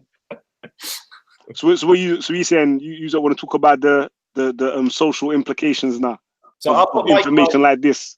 I'll put my cards on the table. Whether you're with Ralph along ethnic lines, whether you it doesn't matter how far up that hierarchy and how small those buckets or big those buckets get. I think there are clear differences between people, and people create communities around those differences. We have done for thousands of years. And I think that's led to devastation. But it's also innate within us. And I think this is where I think the conversation becomes very interesting, is what do you do with those communities that we build around the differences that we have? Because I think you can trace most of the slaughter that's happened around the world to those tribal differences. And is it beneficial for society to still group itself around it? I identify as being a Jewish person. That has consequences. If you look at the chat group, it's been going crazy. Even when I'm not saying anything, people keep on saying Jew, Jew, Jew, European, white, Holocaust. My identity defines me for myself, but also for other people. And so it's what we do with that identity. Can we move beyond identities? Should we move beyond identities? Can I come in too? Definitely. Yeah, Joseph, I just wanted to, because I think you made the assumption that people put themselves into groups based on race, and then you kind of conflated that with identity. I don't really have an issue with your position, but it seems obviously as a Jewish person, your religion and your race and your identity is kind of all the same. But if we look at other people, like for instance, Muslims, they might have an identity that's more Islamic than based on race, or Christianity united most of Europe under one thing, right? At that time, they didn't really think about race. They were thinking more about a Christian identity. So identity doesn't need to be based on race necessarily as a primary thing. And if you want to create another identity based on something else, that's also possible, and people have done it. Like for instance, with religions and Christianity, for instance, Islam is quite a big religion. So if you look at Pakistanis, they don't even see themselves as Indian. A lot of them are like, we're not Indian, we don't have nothing to do with India, because they see themselves as Muslims, and that identity is more related to maybe Iran or the Middle East. So they prefer, that's because that's their identity. So they have a position on that, right? They would look favorably on that part of the world rather than India, because they're Hindus, even though the race is kind of similar. So obviously identity can be based on different things, which I think is a bit of a contradiction to what you were saying earlier on about it being based on race. So I think it's one of the biggest drivers of identity. It's how, when people look at you, it's the first assessment that they will make of you. Unless you have some distinct characteristics, you'll be profiled. And I mean, that's the whole affirmative action. All these things are based purely on identity. And the biggest signifier of identity is usually how somebody looks. And that's why Jews find themselves in a unique position. Because are we white? Well, what about the ones from Ethiopia? They look very different to me. And you can't put Jews in a box, but they do have genetic similarities. And so I think race and ethnicity is the biggest driver for those identities. And whether it's communism, whether it's Islam, or something that's imposing over the top of that, it's one of the hardest things to erase from somebody. Within a communist society, they still divide along ethnic lines. Within an Islamic society, they still divide along ethnic lines, even though they're supposed to be complete unity within the Ummah. So I just think race and ethnicity is one of the biggest drivers for how humans self-identify. I think there's another distinction between people when you go like within one race, then it starts getting divided into class.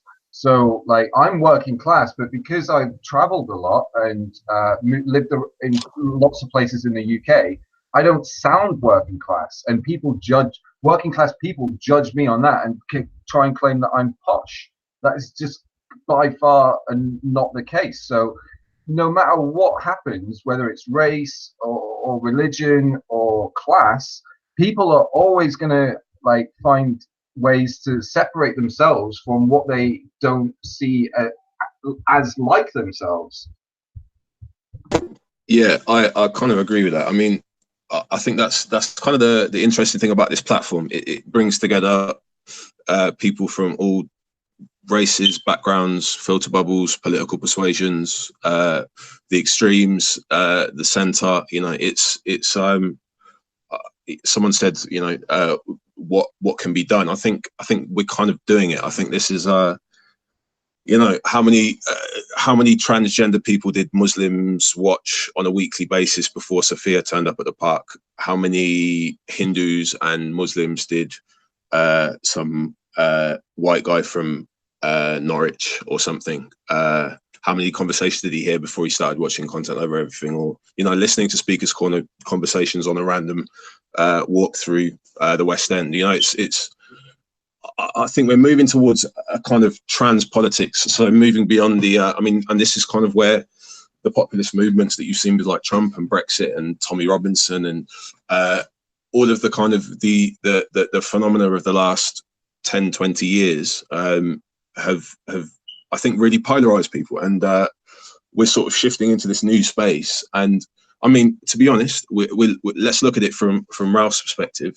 I think Ralph just wants to get on with it and analyze the data and sort things and try and come to some sort of working like conclusion. I think he wants to get to the conclusion.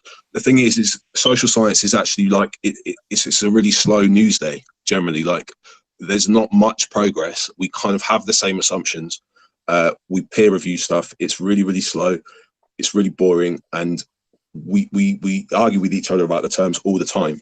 Ralph and his branch of the science just wants to get on with it. They just want the data to feed into these new supercomputers to come to whatever predictions and to, you know, aid the machine learning and whatever else. And perhaps it's, you know, Google taking bits of this conversation and analyzing the discursive, you know, using some sort of a discursive analysis system to break down the meaning in the conversation, the emotional intent, all sorts of things. I mean, I'm sure there's some sort of framework that Ralph could probably design to, like he said, quantify all of this.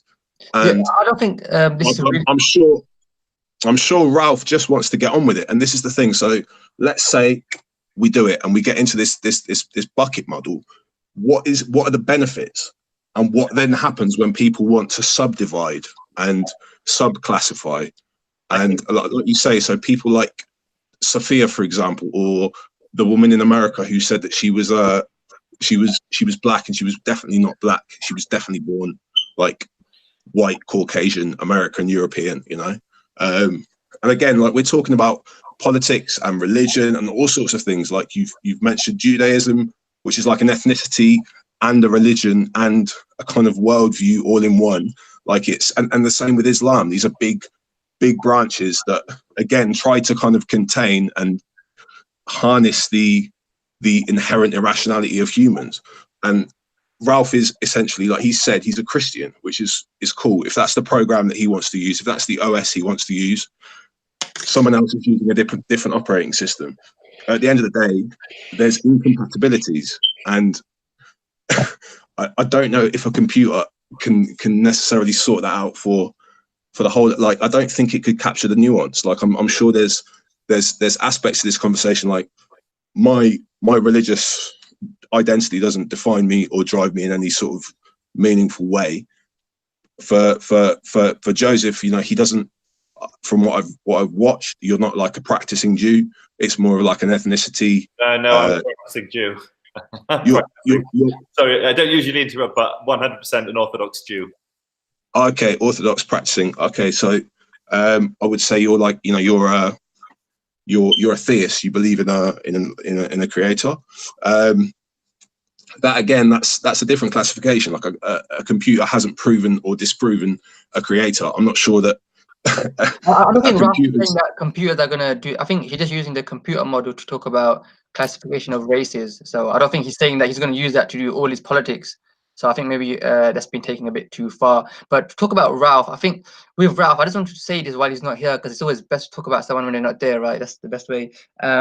Basically, with Ralph, right, what it is that if you go on the internet, right, and you go on these the people that, you know, got Trump elected and this whole movement, this kind of reactionary alt-right movement, it is kind of big. And I think Ralph is just basically jumping on the bandwagon and trying to make it a bit more scientific. You know, he's trying to talk about it in a science, but all of these arguments have already been made. Like, if you go online and you can look at like Stefan Molyneux and those kind of people, you know, they'll be talking about IQ like every single day, and this is the kind of thing that Ralph is into. So I think with him, I think, to be honest with Ralph, like because he's from like India and he's white, I think because that race.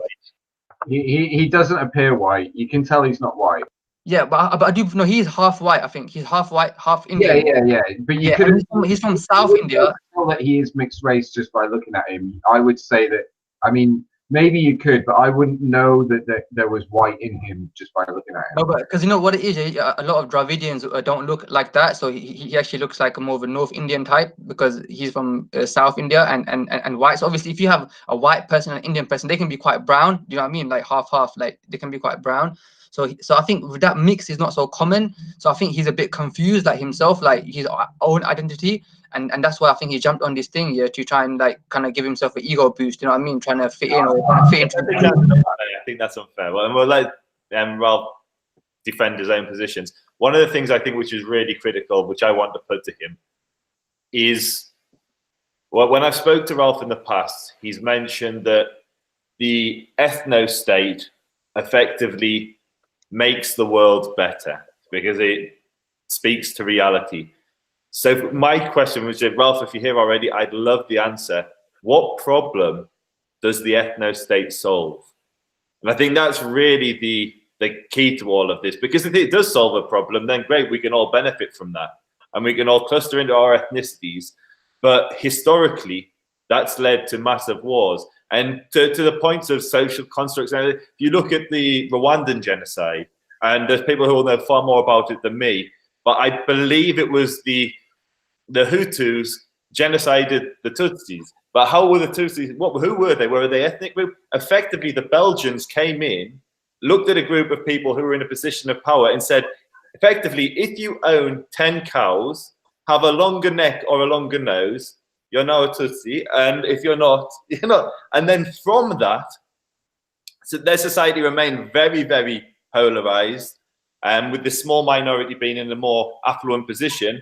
And then that led to a mass genocide where up to 1 million people died as a consequence of either ethnic or social clustering of a society. And so we can look at history and see massive conflict based on tribal identities.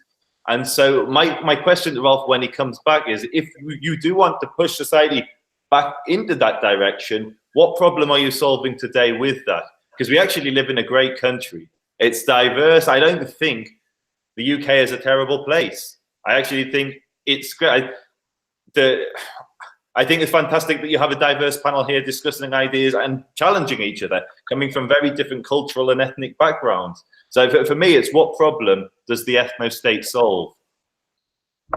Yeah, I think the diversity of this country is fantastic. And there is such diversity that you can find it literally anywhere you go. I started off working class. I went to uni and lived with lots of people from different areas of the country that all shared different experiences of growing up. Then I moved on to, then I lived in the city centre. I moved onto a boat and then met all sorts of random people living on the canal network for 3 years. Now I live in property guardianships where I'm just meeting all sorts of different people. And the more people I meet, the more inspiration I get of ideas I've never thought of.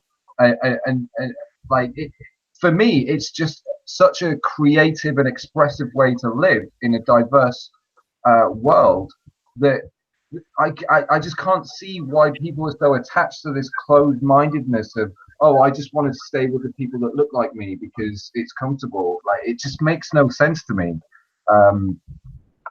Someone in the comments just said, no, they don't usually respond to the comments, but someone in the comments said that an ethno-state resolves racial tension. And while that may be true for the ethno-state because everybody becomes homogenous, the tension is then expanded to a much greater scale. So within the UK, there may be a little bit of civil unrest. When I was growing up, there were white gangs and black and Muslim gangs, Asian gangs clashing in Bradford. And it was dangerous for two communities to walk in the different areas. But that's civil disobedience, that's civil violence on a very, very small scale.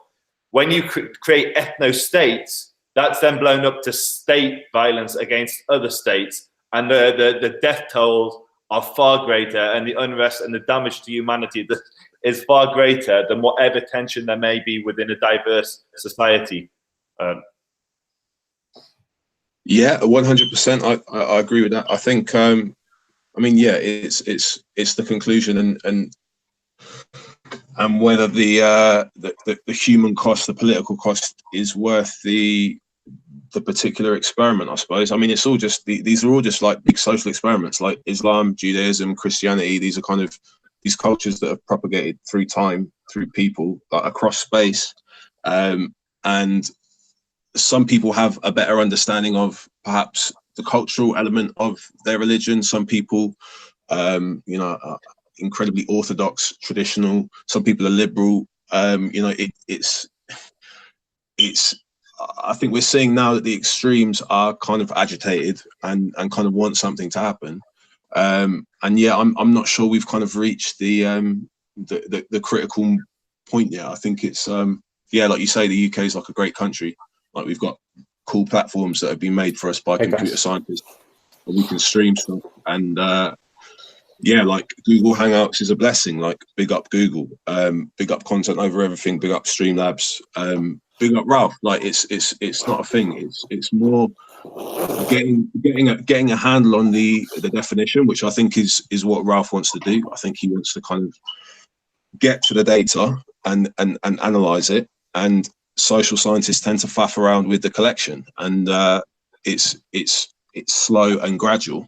And these big data machines that, you know, like this goes back to the politics of like the election and Cambridge Analytica and social media and the whole you know, being able to kind of plot people's politics by their likes on Facebook, or you know, it's really interesting. And I'm sure that the people who work for these social networks are studying this, and they're a whole different kind of branch of social scientists that I don't think any other social scientist understands.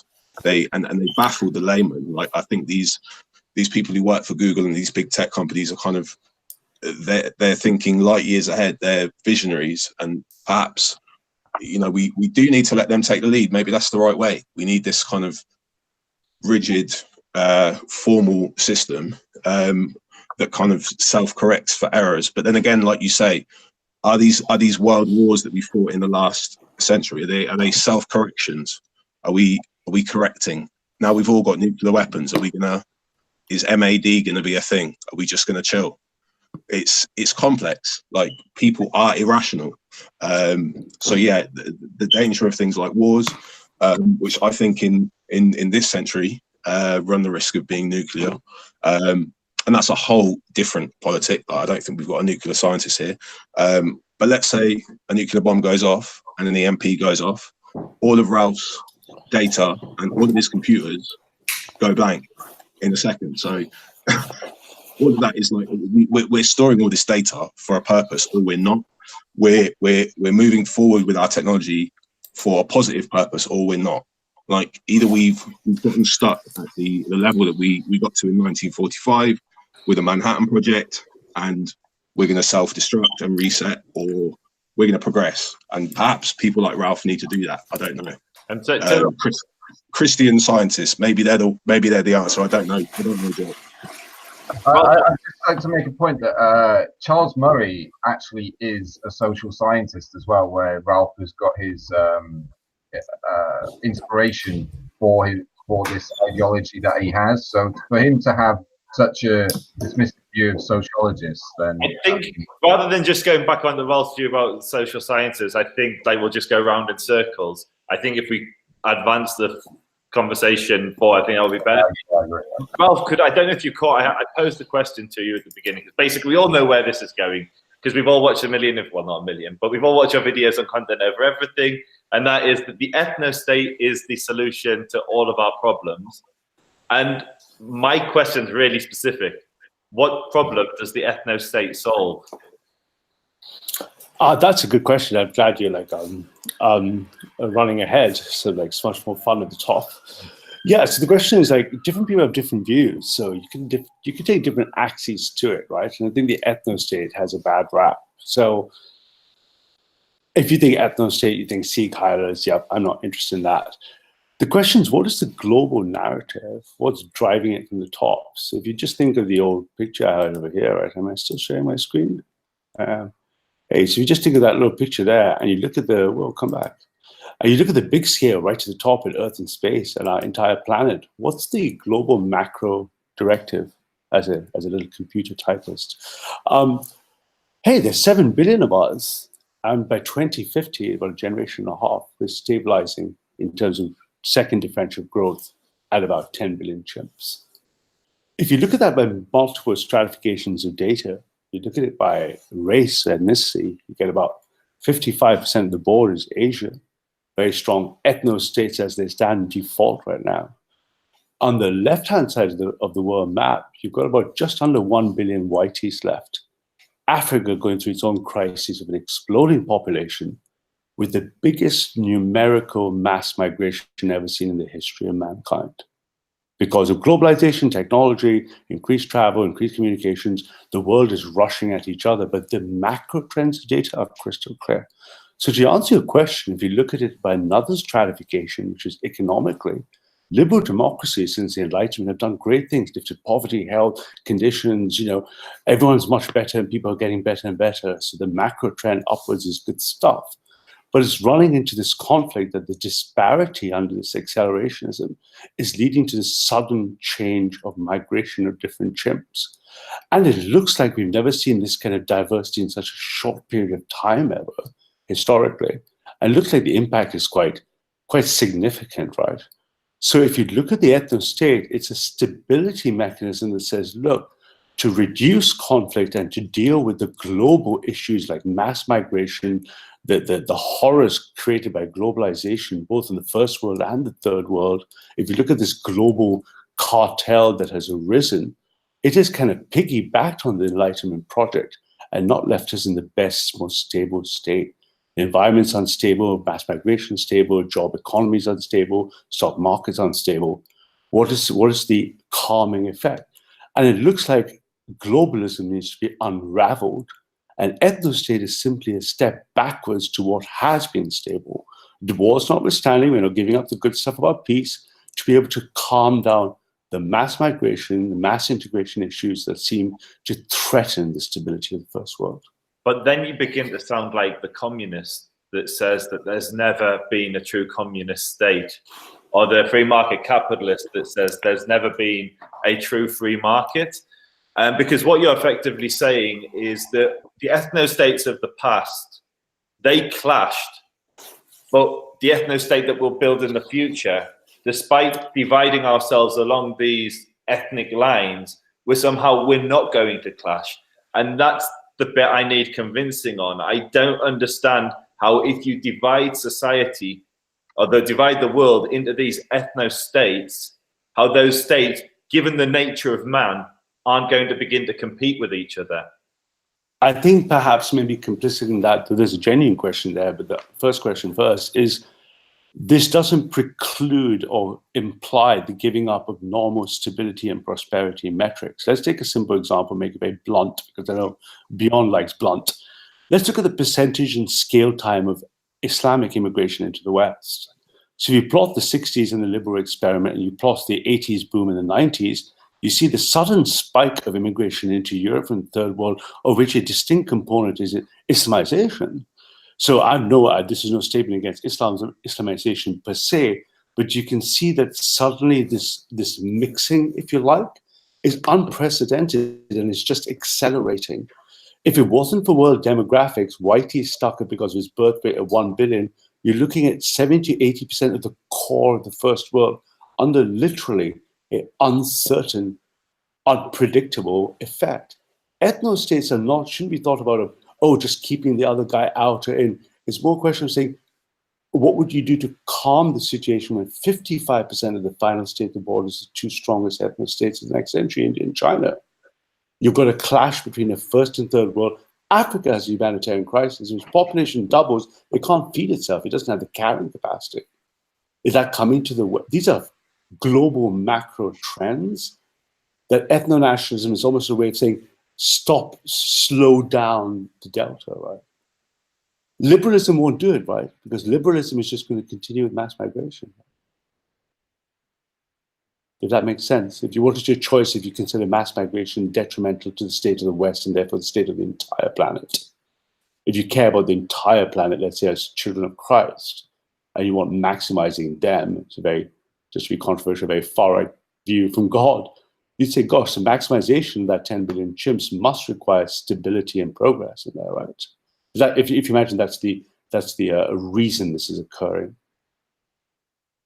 First of all, ethno-states now are an optimal maximization type of a unit because we have to dismantle the EU and we have to dismantle, in a sense, the structures that haven't worked as part of globalization. You know, I hate to be terribly rude, but I need to take like a 3-minute break. Is that possible, guys? Yes, I'll respond while you're away. I think the greatest advances man made was typically under empire, and empires did well because you had not freedom of movement, but much greater movement between larger collectives of people, and their collective output was able to outperform smaller or less efficient societies. And so you look at mass migration of people and the mass movement of people as a negative, but I think historically it's been a positive. I mean, for all that was wrong with empire, that was one of the, if you look at the Roman empires, the Greek empires, the Islamic caliphates, the imperial colonialist British, French periods, this is where we saw some of the greatest technological explosion. And I think today is arguably, there is more advancement among society, but there's arguably, well, not arguably, there is categorically much greater communication and freedom of movement around the world than in any empire beforehand. So I don't think it's necessarily a negative thing. That's exactly it. The more we share technologies with each other and share ideas with each other from across country boundaries, the more we can, like, okay, China have created this thing, like gunpowder, and then that brought the invention of the gun. Like you can't expect just one country to create gunpowder and then create the best use for that.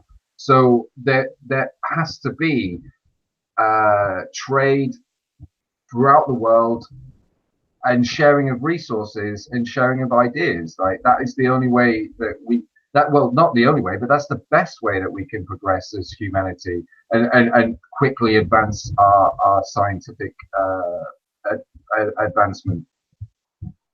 Yeah, I would agree with that, but I think it's important to understand that there is a big reaction against globalism at the moment, what people call globalism, and I think with jobs moving to China maybe, and international corporations and immigration, the word globalism, which is what you're referring to, has got a bit more of a negative connotation. So when people talk about things like making products across the world and getting cheaper products, people don't necessarily buy that argument. Some people might think that even if we had to make more expensive products, or if we had a lower quality of life in terms of consumerism, it might still be better than having this kind of quote unquote globalism. But I think that what's more important is the kind of maybe political ideas and cultures and things that that we could get ideas from other countries. I think that would be more important. And specifically to talk about Ralph's position and the position of the people that he supports, this kind of alt-right type position, they kind of say that the European whites are the genetic white, people of Europe are the ones who kind of create a great civilization. But at the end of the day, this civilization is what they're against. So they're against liberalism, but liberalism is basically a Western construction. So for them to get more conservative values, they might need to look at other cultures in other countries to see that how are they being more conservative. So I think, you know, if you look at, for instance, I'm an Asian person, so I think that one thing that Asian people can bring to the country is more conservatism in certain ways, like in the family unit or in work, or, you know, things like that. But I think the problem with his position is that he would not take any ideas from non-white people, even if they're conservative, as acceptable. For him, it would just be, if it's an idea generated by white people, then it's a good idea. So I think that his position has got some issues there.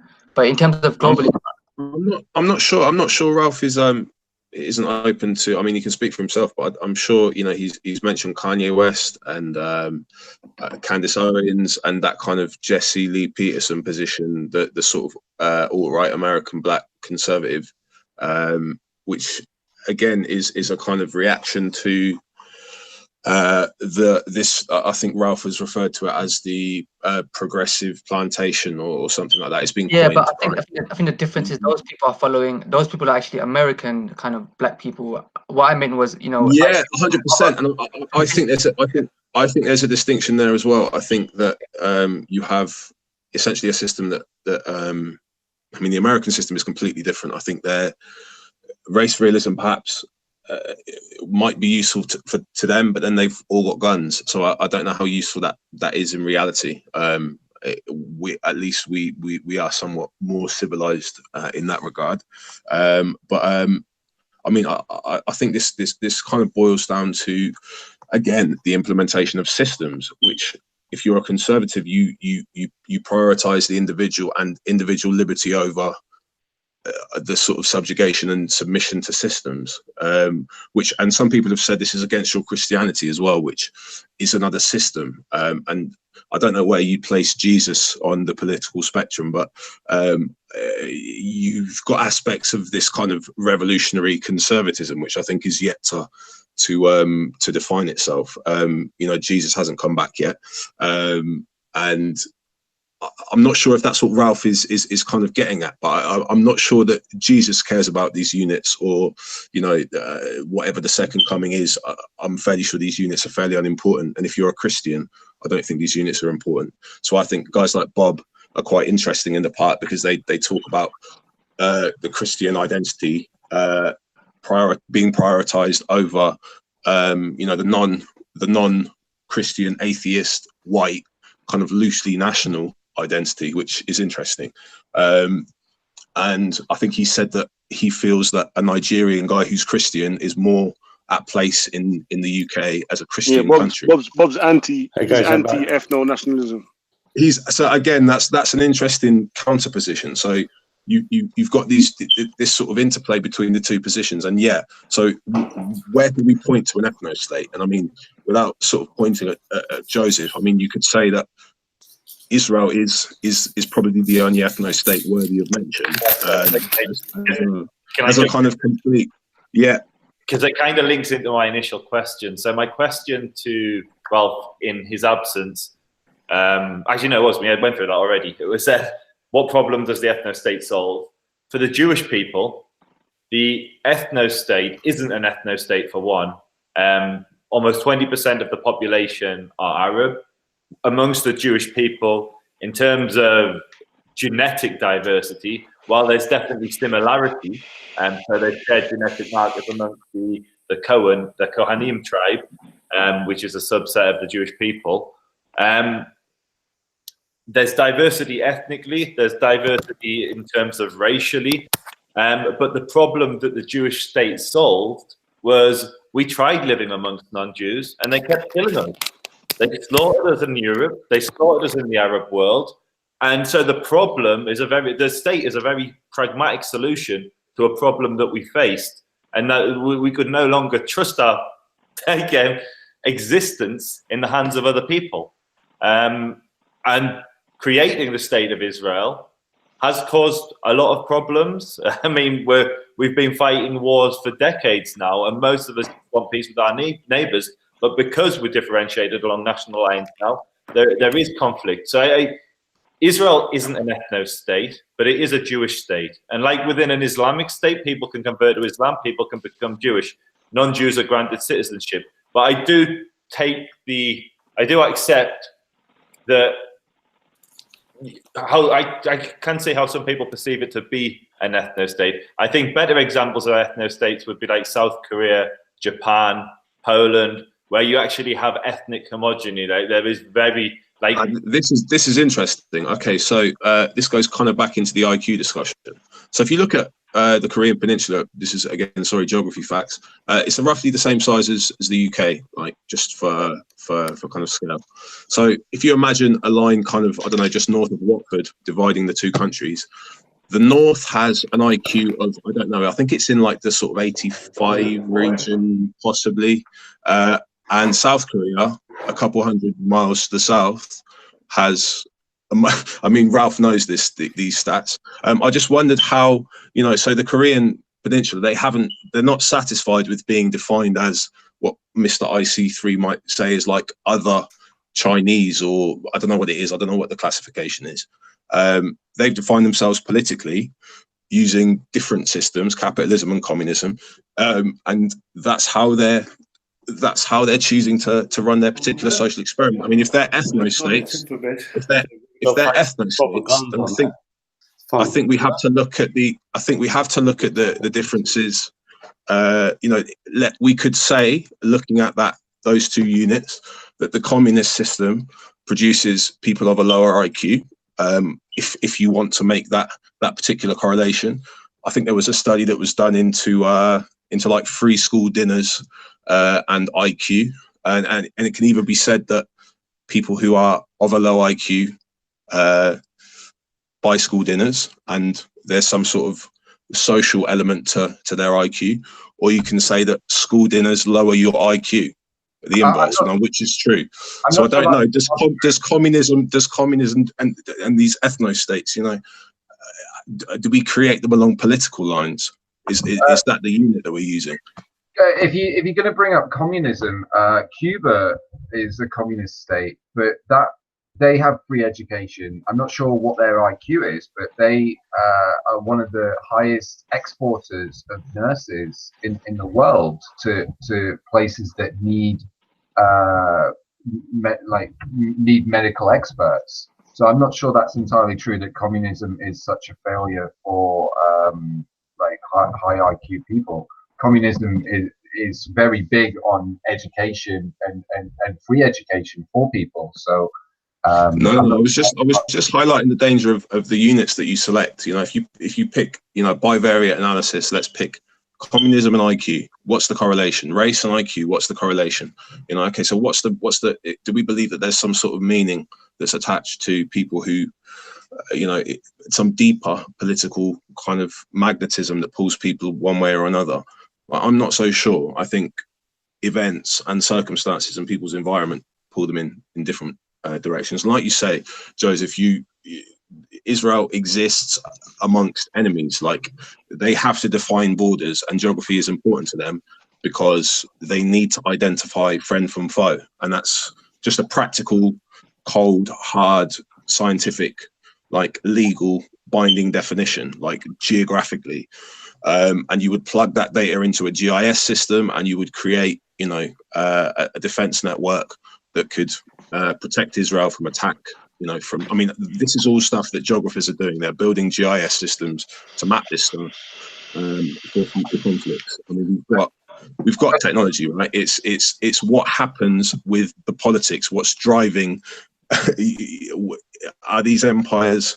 Are these political structures? I mean, because we can talk about Trump. I actually think Trump's done a great job with North Korea. I think that was probably one of the most dangerous flashpoints in the world, and I don't think it would be worth the sacrifice. I don't think communism is worth 7 billion lives.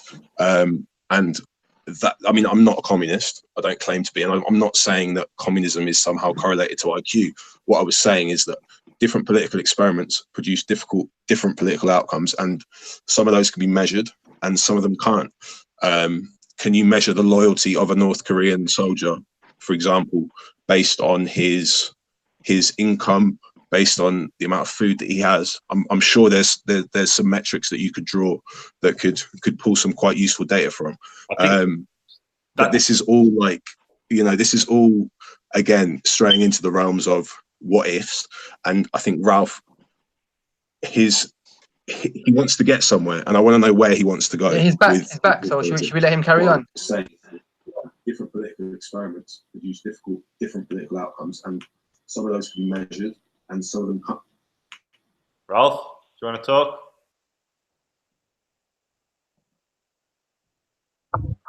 Can I just say while he's been silent, I'm not sure that Israel is the best example to give for. You say that Israel has been created for somewhere safe for Jews to reside. Like, if that was the case, they wouldn't have set that up surrounded in such a hostile place. If Jews wanted somewhere safe to reside, they would not have surrounded themselves in the place that they are, surrounded by hostile. No, yes and no. Yes. So it's a big topic, though. Should we leave it for another time? No offense, guys. Just because Israel discussions can get back. Sorry, I was waiting. There's a big discussion there. Good point, though. Yeah. You just say everybody knows as well. Still, man's. Hold on. Who's that Shakara? Man, like Scott just jumped to the panel here. My G's, come on, Black Power. Black Power in the building. Black attack, baby. Black is just a social attack, baby. He says just a social construct. I was just about to say, man's going to wrap up the show in like half an hour, you know, for 11 o'clock still. So I don't know. I might have to extend it now, fam. I did have some plans still, but. Do you know what content, yeah? I was even reluctant to come on because I didn't like enough for the show was going in it. I didn't want to just jump in the middle, so I get the context in it. But I would say man will contribute from here. But this is a conversation that we can continue. Obviously, after man's watched the content some more, and we come back and have another conversation. Because I'm recognizing the lack of melanin, you know, on the panel definitely the African power perspective is most what's the word, needed in conversations like these, you know. So yeah. I think. So what I'm saying, I wanted to Truman's looking to round it down in that like half an hour left. I wanted to get some of the audience as well to ask their questions. Just tag Titans TV, tag COE, content over everything. And let me know what questions you want me to ask anyone. We in the rounding down stages now still, so it's basically a free for all. But obviously the new members just came on. I don't know if you got anything you want to contribute since you've been listening. If not, then everyone just talk away, man. Do your thing. No, I think Ralph. If there's no more questions, I want to hear from Ralph because I think he was going to talk a bit more about the. Sorry, guys. I actually just. So wait, what was it, Joseph? You left your question, Joseph. I want my question, but one of my statements was around the ethno-state being the solution. I pointed out that the greatest advancements that man went through was usually under empire, and the reason why society and knowledge and everything was able to advance at such a rapid rate was because the lines of communication suddenly became opened, and so you could share across the Roman Empire. You could share information. Today we live in a truly global age where communication is greater than ever before, and so empire. I'm having a debate. I'm having that debate. I'm just going to mute.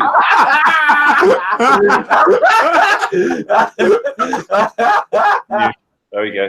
Sorry, and so during. Do you know what? Ironically, that was a South Korean. Funnily enough. So, Ralph, all I was saying is the reason we were able to accelerate under empire was the communication and movement of people. Today, we have greater movement and communication than ever before. So we're like post-empire now. And so that's you see that as a negative thing because of mass migration. But I would argue that could actually enrich the world more than we've ever known before because there's much greater diversity of thought. There's much greater ability to collectively collaborate. And obviously, as a collective, your output is greater than the individual.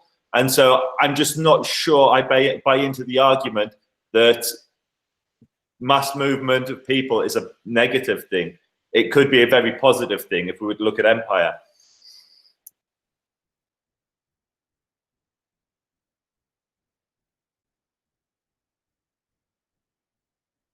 You seen everybody gone deaf? I think that was just a mic drop moment. Bad thing. That was a question for Ralph. Is he muted or is he gone again? Ralph was doing a madness in the back, beer noise in the background a while ago. I'm here. I'm actually here. To be honest with Joseph's question. I just recovered. Ralph was whispering that he's having a debate. Like Second. You having a madness? You having a party over there? Yeah. No. I was just, when I heard Ralph whispering, I'm having a debate. And I just told me. Okay. No, sorry. Yeah, Ralph, we gonna respond to that. Are you ready? Ralph? Yeah, so to Joseph, yeah, I think we agree, right? So if you threw a crazy kind of slide up again and said, hey, that's our history, right? You agree? So from the last ice age, 10,000 years ago, not much happened until the Middle Ages. The Age of Enlightenment and the Industrial Revolution happened. And now we are hyper accelerating past the 60s up into the sky. Would you agree? Absolutely. Okay, so to your point, then fundamentally, we as a planet moving that way, we agree that great things have come out of that, but they've also caused great difference among our people, right? So not everyone is there at the same place at the same time. We have huge disparities, right?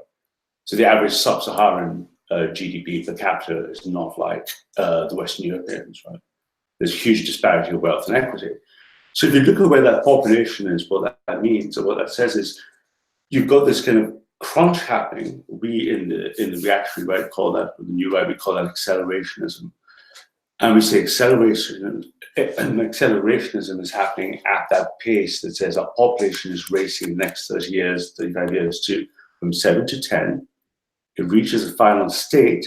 And if I took each of those 10 billion chimps and put where they were relatively on that evolutionary path, your argument, which is a good one, or your claim is that, hey, if we get a richer pool of diversity and help move all these people up, the world would be a better place, more of the same, right? That's the kind of thrust of the liberal, the neoliberal experiment, right? But what we have found for immigration and integration is, if you look at the actual disparities of the world, let's just look at world GDP together, all of us, right? So if we look at just world GDP, we can clearly see that the red and green representing the first world, with the addition of countries now like Japan and China and India catching up, dominate the world's power and wealth. That's global economy, GDP. But you can see the blue, a massive population, Africa about to explode, and the rest of the world slowly trying to get to the state of the West. So we call that the West and not white people. We just call that the first world. The first world population has most of the wealth, but the least amount of the people. They're coming at that, right, as a global trend. So if you look at that disparity right now and you see immigration and integration, the gamble or the gamut is that such a percent of immigration across a very short time is a net benefit to a country. So let me ask you a simple question. If I replace the UK population tomorrow with 30% from Burkina Faso, 20% from a poor Latin American country, another 30% from somewhere else, and you only left 30% of multicultural Brits alive today, do you think that country would remain a first world nation? No, it would not. It would happen too quickly. If it happened over 2 or 3 generations, that's a different question. But clearly at a certain percentage, you get a disintegrated model. What's the best example of the world at the largest scale? Brazil. Brazil has the highest socioeconomic mixing, racial mixing, multicultural mixing, and the country is almost impossible to manage.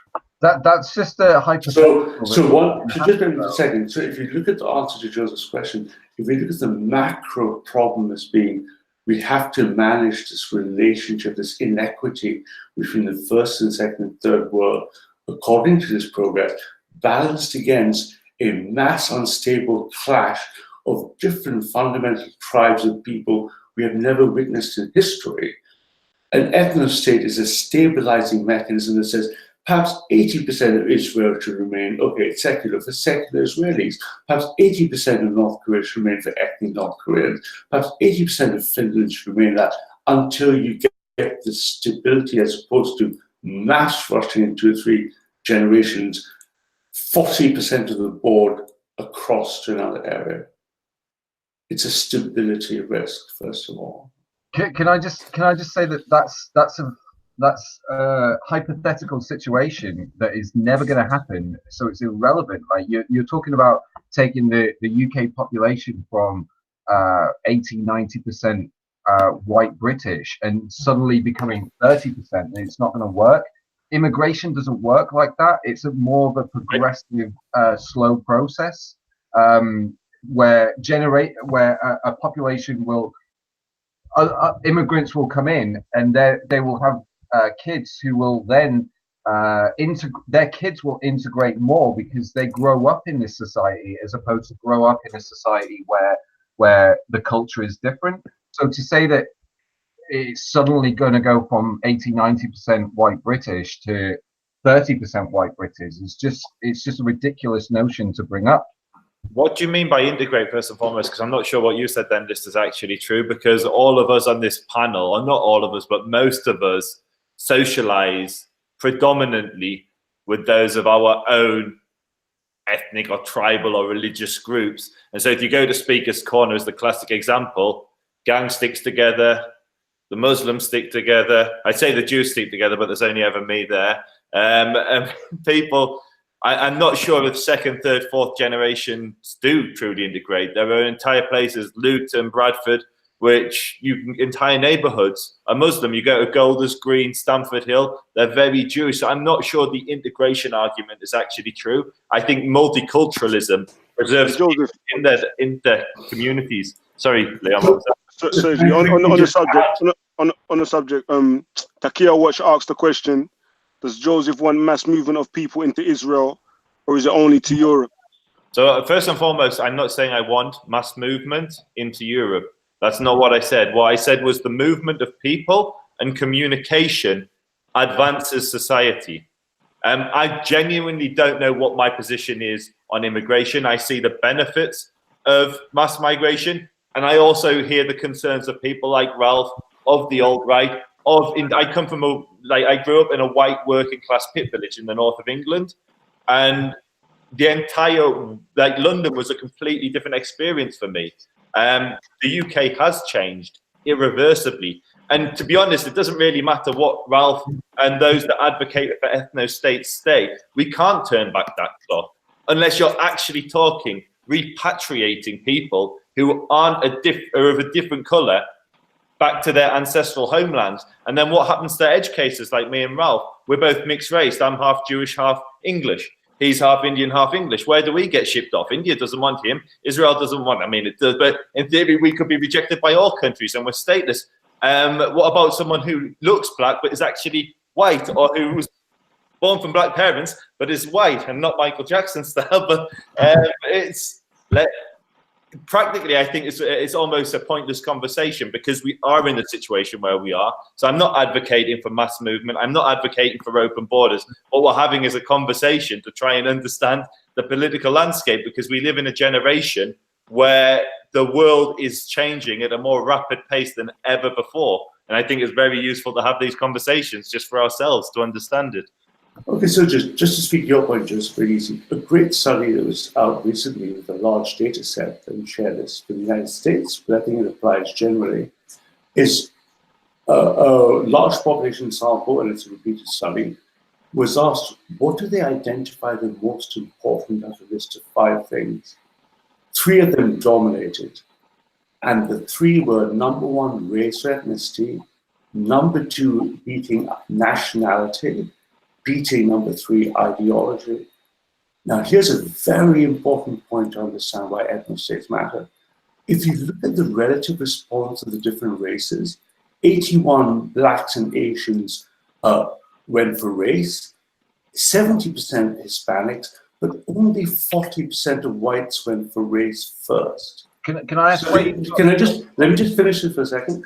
Can I where you got this data from, though? I have the data after I finish this, the thread of the narrative, right? If you don't mind. Yeah. So if you run through that, race matters relatively more to one set of collectivizers than other. So what is the key lesson here, independent of which color picked the bucket? It's that collectivizing strategies are meeting a individualistic strategy, which is what the product of the Enlightenment was, what the happy liberal democracy progress was. That's not really the case, though, is it? I mean, the fact is that there's issues that Black people and Hispanics and Asians face in America, not racism, but the fact that they're a minority obviously means that they're going to take race and ethnicity as more of an issue. Whereas if you're white in America, there's no such thing as being white in America. You're just an American, right? So that whole graph doesn't really make a lot of sense, right? Like, okay, so let's see how that was sorted out differently. Right? I mean, a Black American is a Black American, but a white American is just an American, right? So that's not. So here's how. Just let me just address that one quickly. Here's how. It's very important that you source the data that you're getting, because it's very. I want to know where that data is coming from. Absolutely. So I tell you what, rather than break the thing with that same question again, at the end of this, I'll post all of them, including the text ones I've referenced, so people can see to the shared drive. That way it doesn't break the flow, right? If that makes sense, right? Hi, can you hear me? He's happy with that. He's happy with that. Yeah, you don't want to ask him no more where the sources are. You're going to provide all the source. Yeah, that way we don't. That we don't break up the kind of conversation, right? So we can make sure you remember. Make sure you remember. So, yeah, no so we don't get away with it. Absolutely. Just making up. It's just the fact that basing the conclusions from data that none of us can agree upon because we don't know where it's come from. I think so. This is the first. Imagine whether it's true or false or not. Okay, but imagine this is a first of n interactions in a game, and the second interaction, if all that information is falsifiable, the second conversation is easy from your point of view. If maybe a second, if the information fact check things, so it's good to get the fact check done straight away before coming based on that. So it's obviously difficult in the actual media format, but let's pretend there's two stages of game and game theory. Game two, either all this information is false, which gives an easy conversation from your point of view, or it's true and we can move on to the assumed second stage, right? And we just don't keep interrupting. So if you look at the political analysis done in a very large study in the US, and the most Republican, libertarian non-whites were asked, the ones who agreed most with the Republican Party, most with small government, most with keeping the most of their taxes, even they, in the 2012 and 2016 election, voted with ethnicity first. The same over government services, the same over that, stating again that in-group preference by ethnicity is a manifest behavior with no value judgment. You can see that people have not a predetermined decision to stick together, but a large part of their decision-making is racial. There are plenty of reasons why that could be the case. I'm not trying to give you reasons, we're just observing it as first-class data points. Let me just fly to the argument later. So if you look at that and you say, well, different people are potentially behaving different. So let's go back to Joseph's point, and we say that there's going to be this migration to the boards. Let's look at the board briefly together for a second. Just bear with me. So if you look at the future world population together, from 2015 to 2050, you notice that Africa is going to explode. The continent is going to explode, doubling to 2 billion by 2050. Asia is going to steady state, and whitey in Europe becomes a smaller relative percentage of the board. Now, if Joseph believes in self-determination, if any neoliberal believes in self-determination, then there must be a reasonable percentage where a population allowed to self-determine. The macro trends say people are rushing to the first world where white rights are being threatened without any notion of white supremacy. Just white self-determination is a threat. There's no such thing as white self-determination, right? That's just a thing that you just made up, right? It's not like the white race is one group that wants to self-determine itself. There could be multiple groups of Bolsonaro, Trump, Salvini, Orban. How many messages do you want to hear that white people are worried? Yeah, but those are the less educated ones, right? Like, I mean, if you look at America, you're looking at a country like America, which is basically a country where people go to schools and shoot people up. It's not exactly the data; it's quite divided, right? So when you look at the data like that, you're probably taking the most divided country in the world, which is a country built on kind of when you talk about free market. You always talk about the markets. You always say, "Oh, I love the stock market," right? But America is the most stock market type country. That's and you don't talk about that. You never say, "Oh, the stock market, the capitalism is a bad thing," right? No, you're wrong. But then you go, "Oh, I'm a conservative." My mistake, But your ideology is all skewed up. No, my mistake, Bjorn. I am absolutely against the globalist North. So the reactionary right defined the globalist North. How did globalism happen? We automated supply chain in the 90s, allowing capital to flow across the world, so goods could be manufactured globally. And now we've added globalism, which is moving people. The global North is run by big business, government, the media. So what should we do about these academia. Africans? Should we just like stop them from having children, or what? What would you do in Africa? So the first thing is just to get to Joseph's question before we get to hijack is to answer Joseph's precise question. Within those macro constraints, there is the concept of self-determination to stabilize. If we just notice that 70–80% of the first world, it's not just white, of the first world is under immigrated mass migration, mass economic disparity movement. We can see the data, and we've never seen this before. Okay, so I got a question, right? Why wouldn't you just have a be like a mainstream politician that just says we want less immigration rather than an ethno state? It seems like you're talking about mass migration, which is obviously an extreme. Like in Europe, we had extreme migration over the last 5 years or whatever, but that's gone down quite a significant amount, like a huge amount, right? But you seem to be saying that.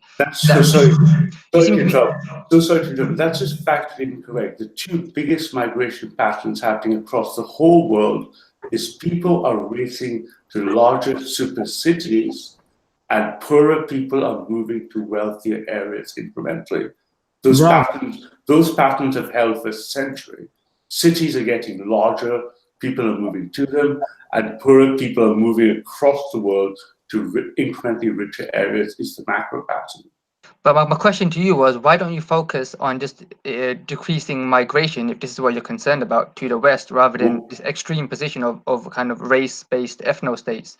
It seems like, even myself, I voted for Brexit. I thought we don't want so much migration in this country because it lowers wages and things. That's a fair question. So here's my political position beyond completely open for all to see. I'm a neo-reactionary. I was one of the first generation of them. We believe organizing humans is a combination of pure technology, technical supremacy, everything I talk about technology in the top, in-group preferences in the bottom right, where people form natural affinities, Joseph with his Jewish friends are close, and theonomists, people who believe in family patriarchies based in God. We believe that is the true state of nation. Immigration is a tiny subcomponent of it. Yeah, but what you're talking about, see, if that's what you believe, but what you're talking about now is a circle in the bottom right. You're not talking about the bit in the middle. Exactly right. Race. As a defense against the West right now, the West is under attack, and we in the new right are dismantling the globalist North. Every political party. Steve Bannon has a place outside Brussels where every single populist, nationalist, patriotic party is systematically dismantling the EU. Yeah, but the problem. Pause a minute. Sorry, pardon me, fam. Pardon me beyond atheism. That's okay, bro. But, like I said, man was looking to wrap up the thing at 11, But true, Shakura and Scatter Minds and Mark, it may just come on the thing. I want to give you the opportunity to express yourself in regards to what you've been airing. If there's anything you want to say, before man do that. Well, man's got 3 minutes left, so obviously I'm gonna make it run over for a little bit longer. But if you man want to say anything, I beg you say something. And everybody else, I'm gonna give you the opportunity to make your closing statements. Maybe we can go again another day, and yeah, we'll just go from there still. But yeah, true. So I got plans to. I need to sort out something. So Oh, Leon, what if we just disagree and shoot you? Can we keep going, man? Boy, it's an option. It's an option. I don't know. Hunt it down and shoot How it. likely? Just like, add to my far right fantasy character. I don't know how likely that is to Statistically unlikely. to realize it, but I think my option was better still. So what's the man saying? So Bjorn, those are great separate. Bjorn, those are great separate. Oh, sorry, you guys were first. Sorry. Yeah, we are still, yeah. To be honest, I'll try to like my mute and let MA or Shakara go first, but they're staying quiet and they're letting this guy go on a rampage. Yeah, I couldn't do that anymore. I was waiting, bro. I was waiting still. Yeah, I don't know why, though. You should have jumped in, man. Taking your time. But yeah, I think when our friend Ralph there said something about being a far right fantasist, I think that kind of sums it up. To be fair, from what I've heard, I mean, his spreadsheets and his graphs are very pretty and they look nice. I'm partial to the odd PowerPoint presentation myself, to be fair, and he's putting a lot of effort and work into it. But I think quite a lot of it is actually divorced from the actual historical context and reality. And even at some point, one of the guys actually brought up and pointed out that those like, what are the reasons behind the graphs? What are the stories behind those graphs? And Ralph was very quick to say, no, we're not looking at the stories. We're just looking at the data, basically. And so, but I think to be fair, from his point of view, it would make sense if he's trying to convince white British people to create a white ethno state, and he just wants to use that data to prop up that idea. Well done to him. We saying he's a charlatan. Yeah, man, he knows what he's doing. I completely agree with that. Completely. He knows exactly. I think this is. I just wanted to add. I think this is the ecological fallacy. I think this is the fallacy that presents itself where people make inferences about the nature of individuals based on inferences about the group. So I again, irrationality of humans, problem of measurement, problem of shared definitions. That's all I'm going to say. And I think Ralph needs to cite his points. No. I want you to make I want everyone to make their closing statement, like concluding what's happened today so far. I can make a quick closing point. I think listeners. No, but sorry. Use all wait. Blacks first. I'm fighting Ralph. They've been on the panel for the whole time. That was far right. They've only been on the panel first. That's the only reason. COE is the Kumbaya show. Everybody gets equal rights on COE still, but these men have just come on the thing. I don't want to say something still. Yeah. Man can say, I'm going to watch this video with interest because it sounds like it was a very good conversation. And I'd like to get more into the perspectives of the different panel members and what they were saying.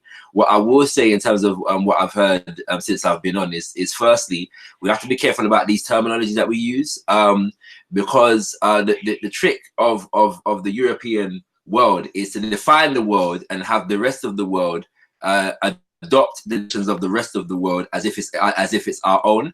So when we use terms like first world and second world and third world, who define these designations and what do they actually mean in terms of the relationships between those who defined the terminology as first world? It's the people that in the first world that define the rest of the world as second world and third world. What do they mean by that? And what do those designations say about the economic and political relationships that they choose to have or facilitate between the first world, the second world, and the third world? Shaka, that picture is the answer right there for you. That's the formal definition of first, second, third world. That is the precise. Yeah. I'm not asking which is which. I'm saying that I'm from somewhere, and to give a brief explanation, I'll just say that a lot of these definitions come up after World War II and how the Western world was seeking to reorganize the world after World War II, especially in the context of the imminent loss of many of its colonies. Yeah, what I'm saying? This is the context in which we get to designations like first world, second world, and third world. Yeah, and the reality is that those designations have to do directly with the rest of the world's relationship with the West, and the actual direct subjugation of Western powers of nations that it considered third world, in particular the continent of Africa. There was a deliberate attempt, to maintain the underdevelopment of the African continent, even within the context of the independence movement on the continent itself. So we have to look at that very, very closely. Okay, that's the first thing I wanted to say. The second thing I want to say is in relation to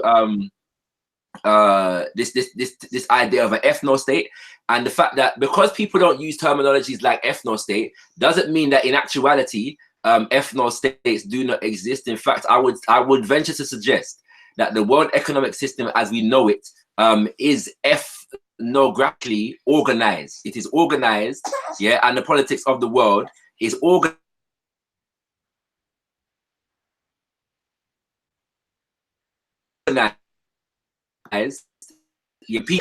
We already exist, in a state of ethnocentricity, and desire basically benefit certain ethnic groups to the detriment of others, and so the idea of ethno-state is not universal in the sense that not all ethno-states people that seek to organize as a nation based upon shared heritage, so with the intent of oppressing or disadvantaging other groups of people on the planet. You know what I'm saying? So if I am oppressed, if we use the term ethnic, for example, which I don't like, but let's use it for the sake of the conversation. If one ethnic group is oppressed by another, it will be intelligence for the ethnic is oppressed by another or economically disadvantaged to organize themselves among themselves, empowering themselves. And so we don't want to, paint all these things with a brush. You know what I'm saying? There are differences where these things are concerned. I'll leave it there because I want to hear the breadth of the conversation, and hopefully once I've done that, my contribution will be a lot more, a lot more within context of the conversation itself. Yeah, let me add to that. Big up, Shakara. Ralph, I remember you at the park here about 3-4 weeks ago. You was talking about Black empowerment and teaching Black kids this, that, and the other, and whatever. What is your interest in the Black community in relation to the presentation you've given today? Well, yeah, that's quite simple, actually, and it's what the new right and everyone might say the political battle care about a lot. If you look at the current state of the world and run the numbers for 2050 and 2100, 2050 is a key number, a generation and a half. Africa goes through a population explosion to 2-point-something billion. Here's the population explosion for you guys to look at. There's Africa. And it shoots up to all the way to 4 billion. By 2050, it's 2 billion. Those Africans with GDP per capita have no current economic growth capable of giving them the life they want to see in the West. Now, in the West, someone is to mute. Shaka, your mic needs muting, fam. What are you doing, blood? Oh, sorry, bro. Sorry. Please. No problem. So yeah, just to read, so Africa is exploding as that world population. And if Africa was to migrate to the West, so the first world, strictly speaking, it would impact the first world. If Africa were not to migrate to the West, it would impact the first world too, because that's a problem on the other side. Why? Because Africa has the largest growth of resources that have yet to be valued by the world markets.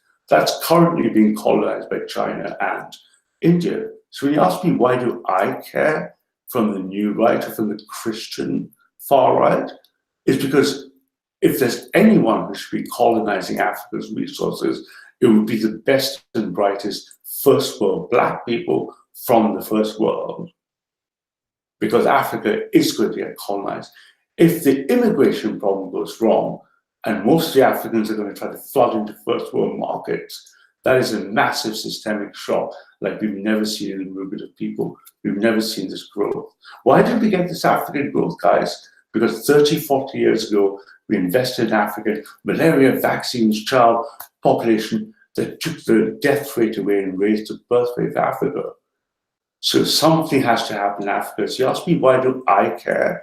I care because politically, since the 1960s, Africans have been fucked over by the left. They've joined the left political narrative, which said oppression and slavery, my racism is the reason I've been kept down. And instead, in exchange for that deal on the progressive plantation, Black people are not allowed to rise. That's my motivation. All right, cool. That's Ralph's closing statement. Yeah, let's get the next closing statement, please. Next closing statement. They ain't Ralph's closing statement. Ralph's responding to everybody's closing statement who's coming at him still. Yeah, ain't gonna front. Buy that one day. Sorry, pardon, one sec. By that one day, man's gonna have to have a show called Ralph vs Africa. Still, we're gonna have to do that. Yeah. We're gonna get the hardest hitting Black Power nationalists on that show there. Still, we'll come and make that run right from the start. Right from the start of the show. Next. I want to see afros and leather jackets. Leather jackets, yeah, we got that, man. We got that. Who's next? Who's next? Can I go next? Because I want to respond to that directly, and I've got another thing to say. I had a lot of notes. Closing statement. We're trying to wind down. Closing statements. I want to respond to that as a closing statement, and I've got like an actual closing statement because I've had a lot of Jesus to say in this conversation, but I've not actually used any of them. But that thing about Africa's population explosion, you can actually see in the data, if you look at the birth rates across every country in the world that's going through the industrialization, birth rates are decreasing. So as much as Africa's population might be increasing, it is only increasing to a certain point until it's industrialized in the same way that the rest of the world has. And you can look at birth rates in every single country and they've decreased, including like Libya, they've gone from seven children per person to like 3 in the past 30 years. But what I want to say is a closing statement. At the end of the day, I'm an individualist, and although I have nothing against people forming into groups who agree on certain ideologies, as sometimes strength in numbers is needed in order to fight certain rights, protest oppression and moral goods like changing the collective's behavior in order to combat climate change. I'm an individualist in the sense I try to treat everyone I meet as an individual, even those individuals within the collective, as the collective's overarching idea might not necessarily equate to the specific individual within that group. As we heard Benny, who didn't get time to speak at the beginning, he said that like I don't speak for all Jews. Therefore, I believe it would be better to judge each person on their ability and not their arbitrary characteristics like race or potential IQ based on their genes. For instance, for those people who want to deport a particular race because of their proclivity to crime or something like that, wouldn't it just be better to deport the criminals? Go to the root of the source. Collective punishment or action is fundamentally wrong because you end up punishing non-criminals based on the color of their skin and the proclivity of crimes committed within their race, which has nothing to do with them. So to quote Ralph from our debate, I want the best heart surgeon, and I don't want the best heart surgeon that comes from the race that's most likely to produce the best heart surgeon. And more importantly, I want the best heart surgeon that wants to be a heart surgeon, not someone who is begrudgingly a heart surgeon because that's what his race or his genes permitted him to be.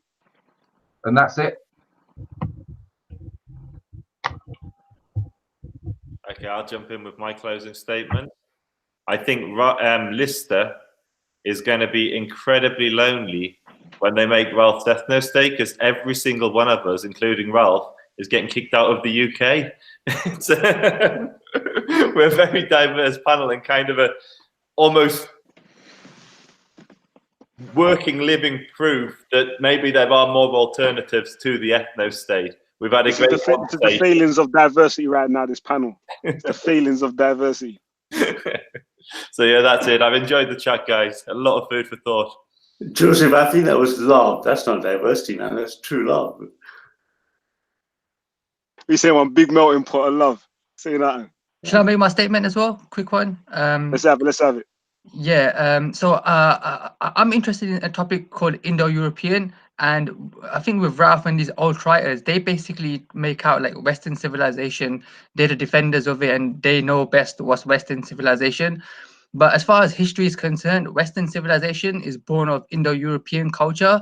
So I think that that's going to be more important. And the Indo-European peoples, they were all the way from India to Europe and in between, like different races, but they had common like values and artists and philosophy and religion, and they did a lot of trading and things like that. And so I think that's literature and that culture, history is more important to study that if the West is going to get back on track and kind of improve itself or find out what its identity is. I don't think it's going to be this kind of subjective like white race thing. I think anything that thinks that Western civilization is about white people is factually wrong. So I think that he needs to maybe do a bit more research about, you know, history and the history of Western civilization, because I don't think that he's going to get any solutions from just looking at the race. He actually got to look at history. Yeah. All right then. Yeah. So yeah, I suppose my closing statement. Yeah, I kind of advocate a more holistic approach to the sciences, more like interdisciplinary work. You know, computer scientists talking to geographers, talking to economists, all of these people maybe speaking in a language that regular people can understand, so it doesn't go over people's heads. Just refer to your sources. I think that's another key thing. There's big problems in social, in all research, scientific research. Replication is a big issue. A lot of people, even with the same data sets, draw different conclusions and are unable to produce the same results. And then that comes down to the secondary observer effect, the Hawthorne effect, all sorts of different weird kind of phenomena. Yeah, I think it's important to, again, kind of place ourselves within all of these ideas. So what does it mean for an ethno-state? Does that mean we're all in or we're all out, like someone just implied? Yeah, I'm not sure that, yeah, the whole kind of ethno-nationalism discussion has really been like leveled out comfortably. But I would say that it's clear that it's not a, I don't think it's a solutions orientated approach. I think we're replicating the same problems. You can see that once, yeah, you group a unit together in a kind of rigid framework, then you clearly see cracks after a while, and rigidity doesn't always represent strength. That's what I would say, my closing statement.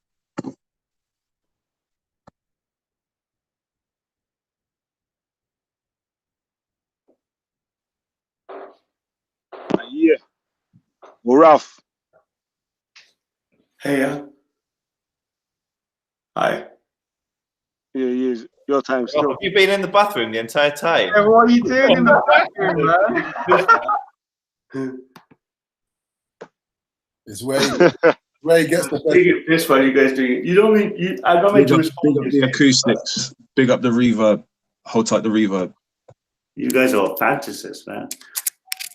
I'm sorry, you want to respond to the closing? 3 hours. Oh, I've been on the toilet for 3 hours, you know, bricking it. Mad thing.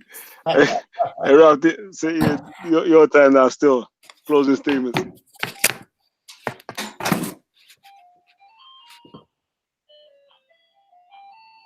Hey, Ralph, what you saying? You there? Yeah, I'm here, man. What do you have in your bathroom, Ralph? I was gonna say, don't do it. It's not worth it, fam. It's not worth it. Don't do it. Make your closing statement. Oh, your camera's on. You know that, right? Oh, that's okay, man. I'm an open book, dude. Everyone knows where I am. So, hey, so yeah, I mean, thanks everyone. I think there was some interesting threads in the conversation, I thought. So there's some good stuff covered. But I think it was like different people had different interests or different viewpoints and maybe different academic or theoretical backgrounds. So I think when you have the format where lots of people are speaking to one, I think it's not really as probably as efficient as maybe having a couple of people taking turns or, you know, just taking one narrow predefined kind of focus. I agree with that. You needed more people on your side. Right? So, because I feel there are lots of valid threads. You know, if you want to just talk about, say, like, you know, social science methodology or Indo-European stuff or, you know, the benefits or pros and cons of an ethno-state, I think we should like kind of focus those things and maybe have a way, you know, of having a, you know, pre-arranged sort of agenda, right?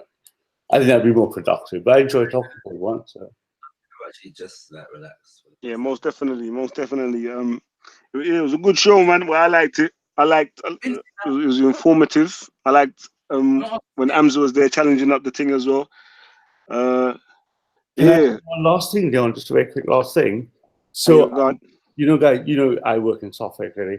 So I've started mining one of a couple of my guys have started mining all the YouTube COE comment streams since I started speaking, because they've generated thousands of comments and views. I'm going to start plotting them in the next 30 days, showing ethno clusters, political clusters visually by comment stream, automatically extracting their language. So everything we're talking about, a couple of weeks, we should be able to see with real IDs, like, beyond atheism, and where they all auto cluster. What you saying you've made some code that's enabled you to. Well, I got a couple of boys, I'm busy, to just stop automatically mining them all to visualize them. Yeah. So that's a very selective way to collect data. I've got that ability because I've got access to the YouTube behind the scenes as the channel manager. Yo,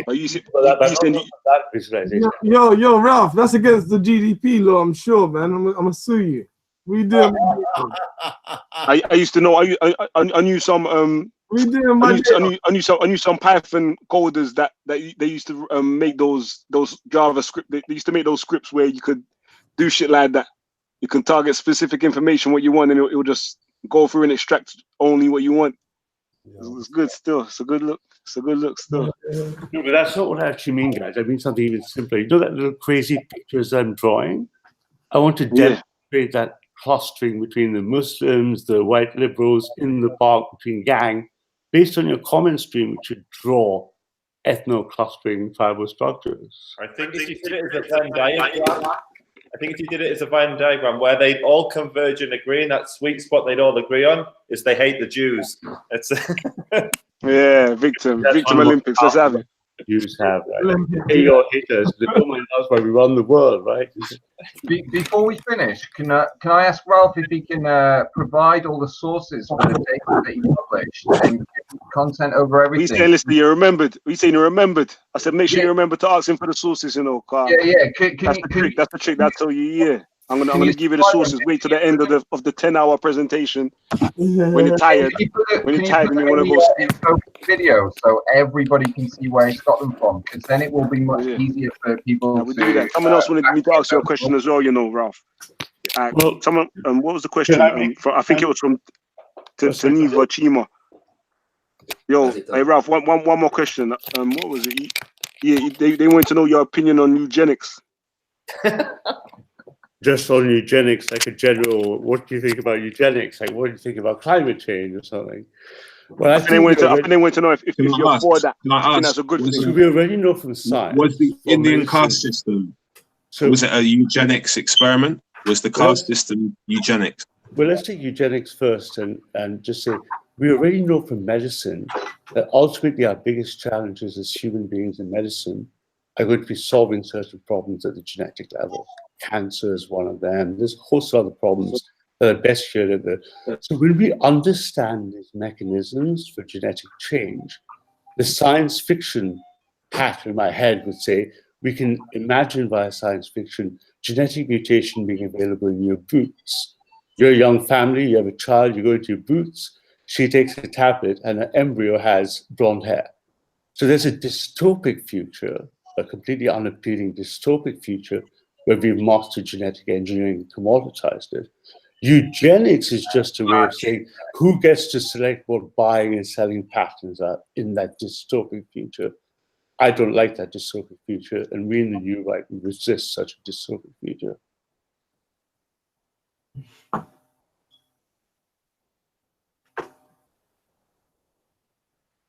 I don't know if that answered the question. Yeah, cool, man. I was trying to play something in the back. Let me know if you can hear this, man. I'm trying to play something in the background to close up the show still. When I share my screen, does it share the audio as well? We're listening still. Yeah, but it plays the audio through your mic, so it won't play it through the computer system. Yeah. She's saying, you can't hear now? No. You should be able to hear it, but I can't hear it now. I can hear it very, very, very lightly in the background. Okay, music here. It's way too quiet to hear.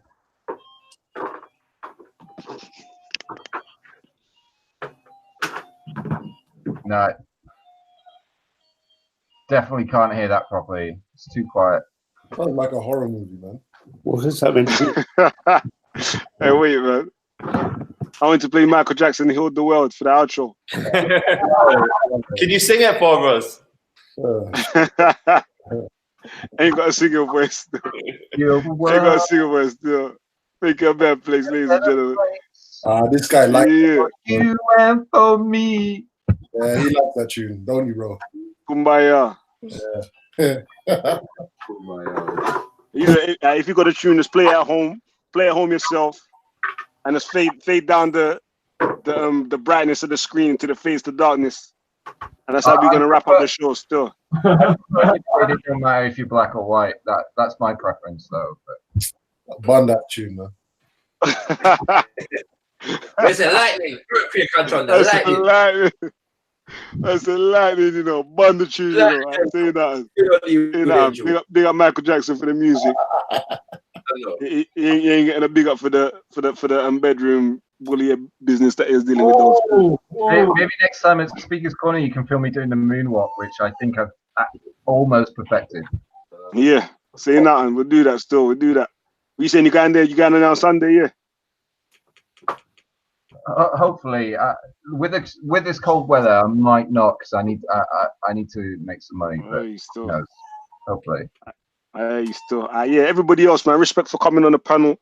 Don't know. See how we were gonna wrap this one up.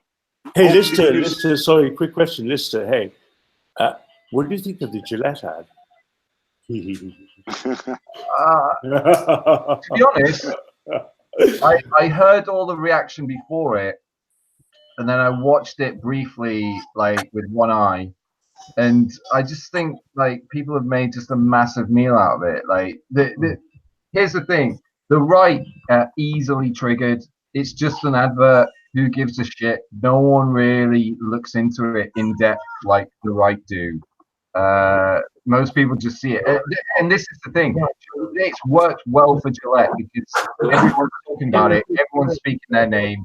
And that's just extra advertisement for them. So you picked yourselves in the. Hey, Ralph, I don't know why you got him started for, Ralph. Hey, pause that, man. We ain't even talking about that no more. We're done, man. I got shit to do, and we out of here, man. See how we've done. Hey, everyone, peace. Next time. We're gonna do this again real soon, man. I liked it. Still, it's a good one. Thanks, everyone. Cheers. Thanks for your time. Peace. We are, ladies and gentlemen. Hey, watch the next video is premiering right now, you know, so. So go and watch Joseph, that. Joseph, ping There's me. already 100 people watching. I want to talk to you and me. Yeah. All right, peace. We out, man. I'm going to hang up still.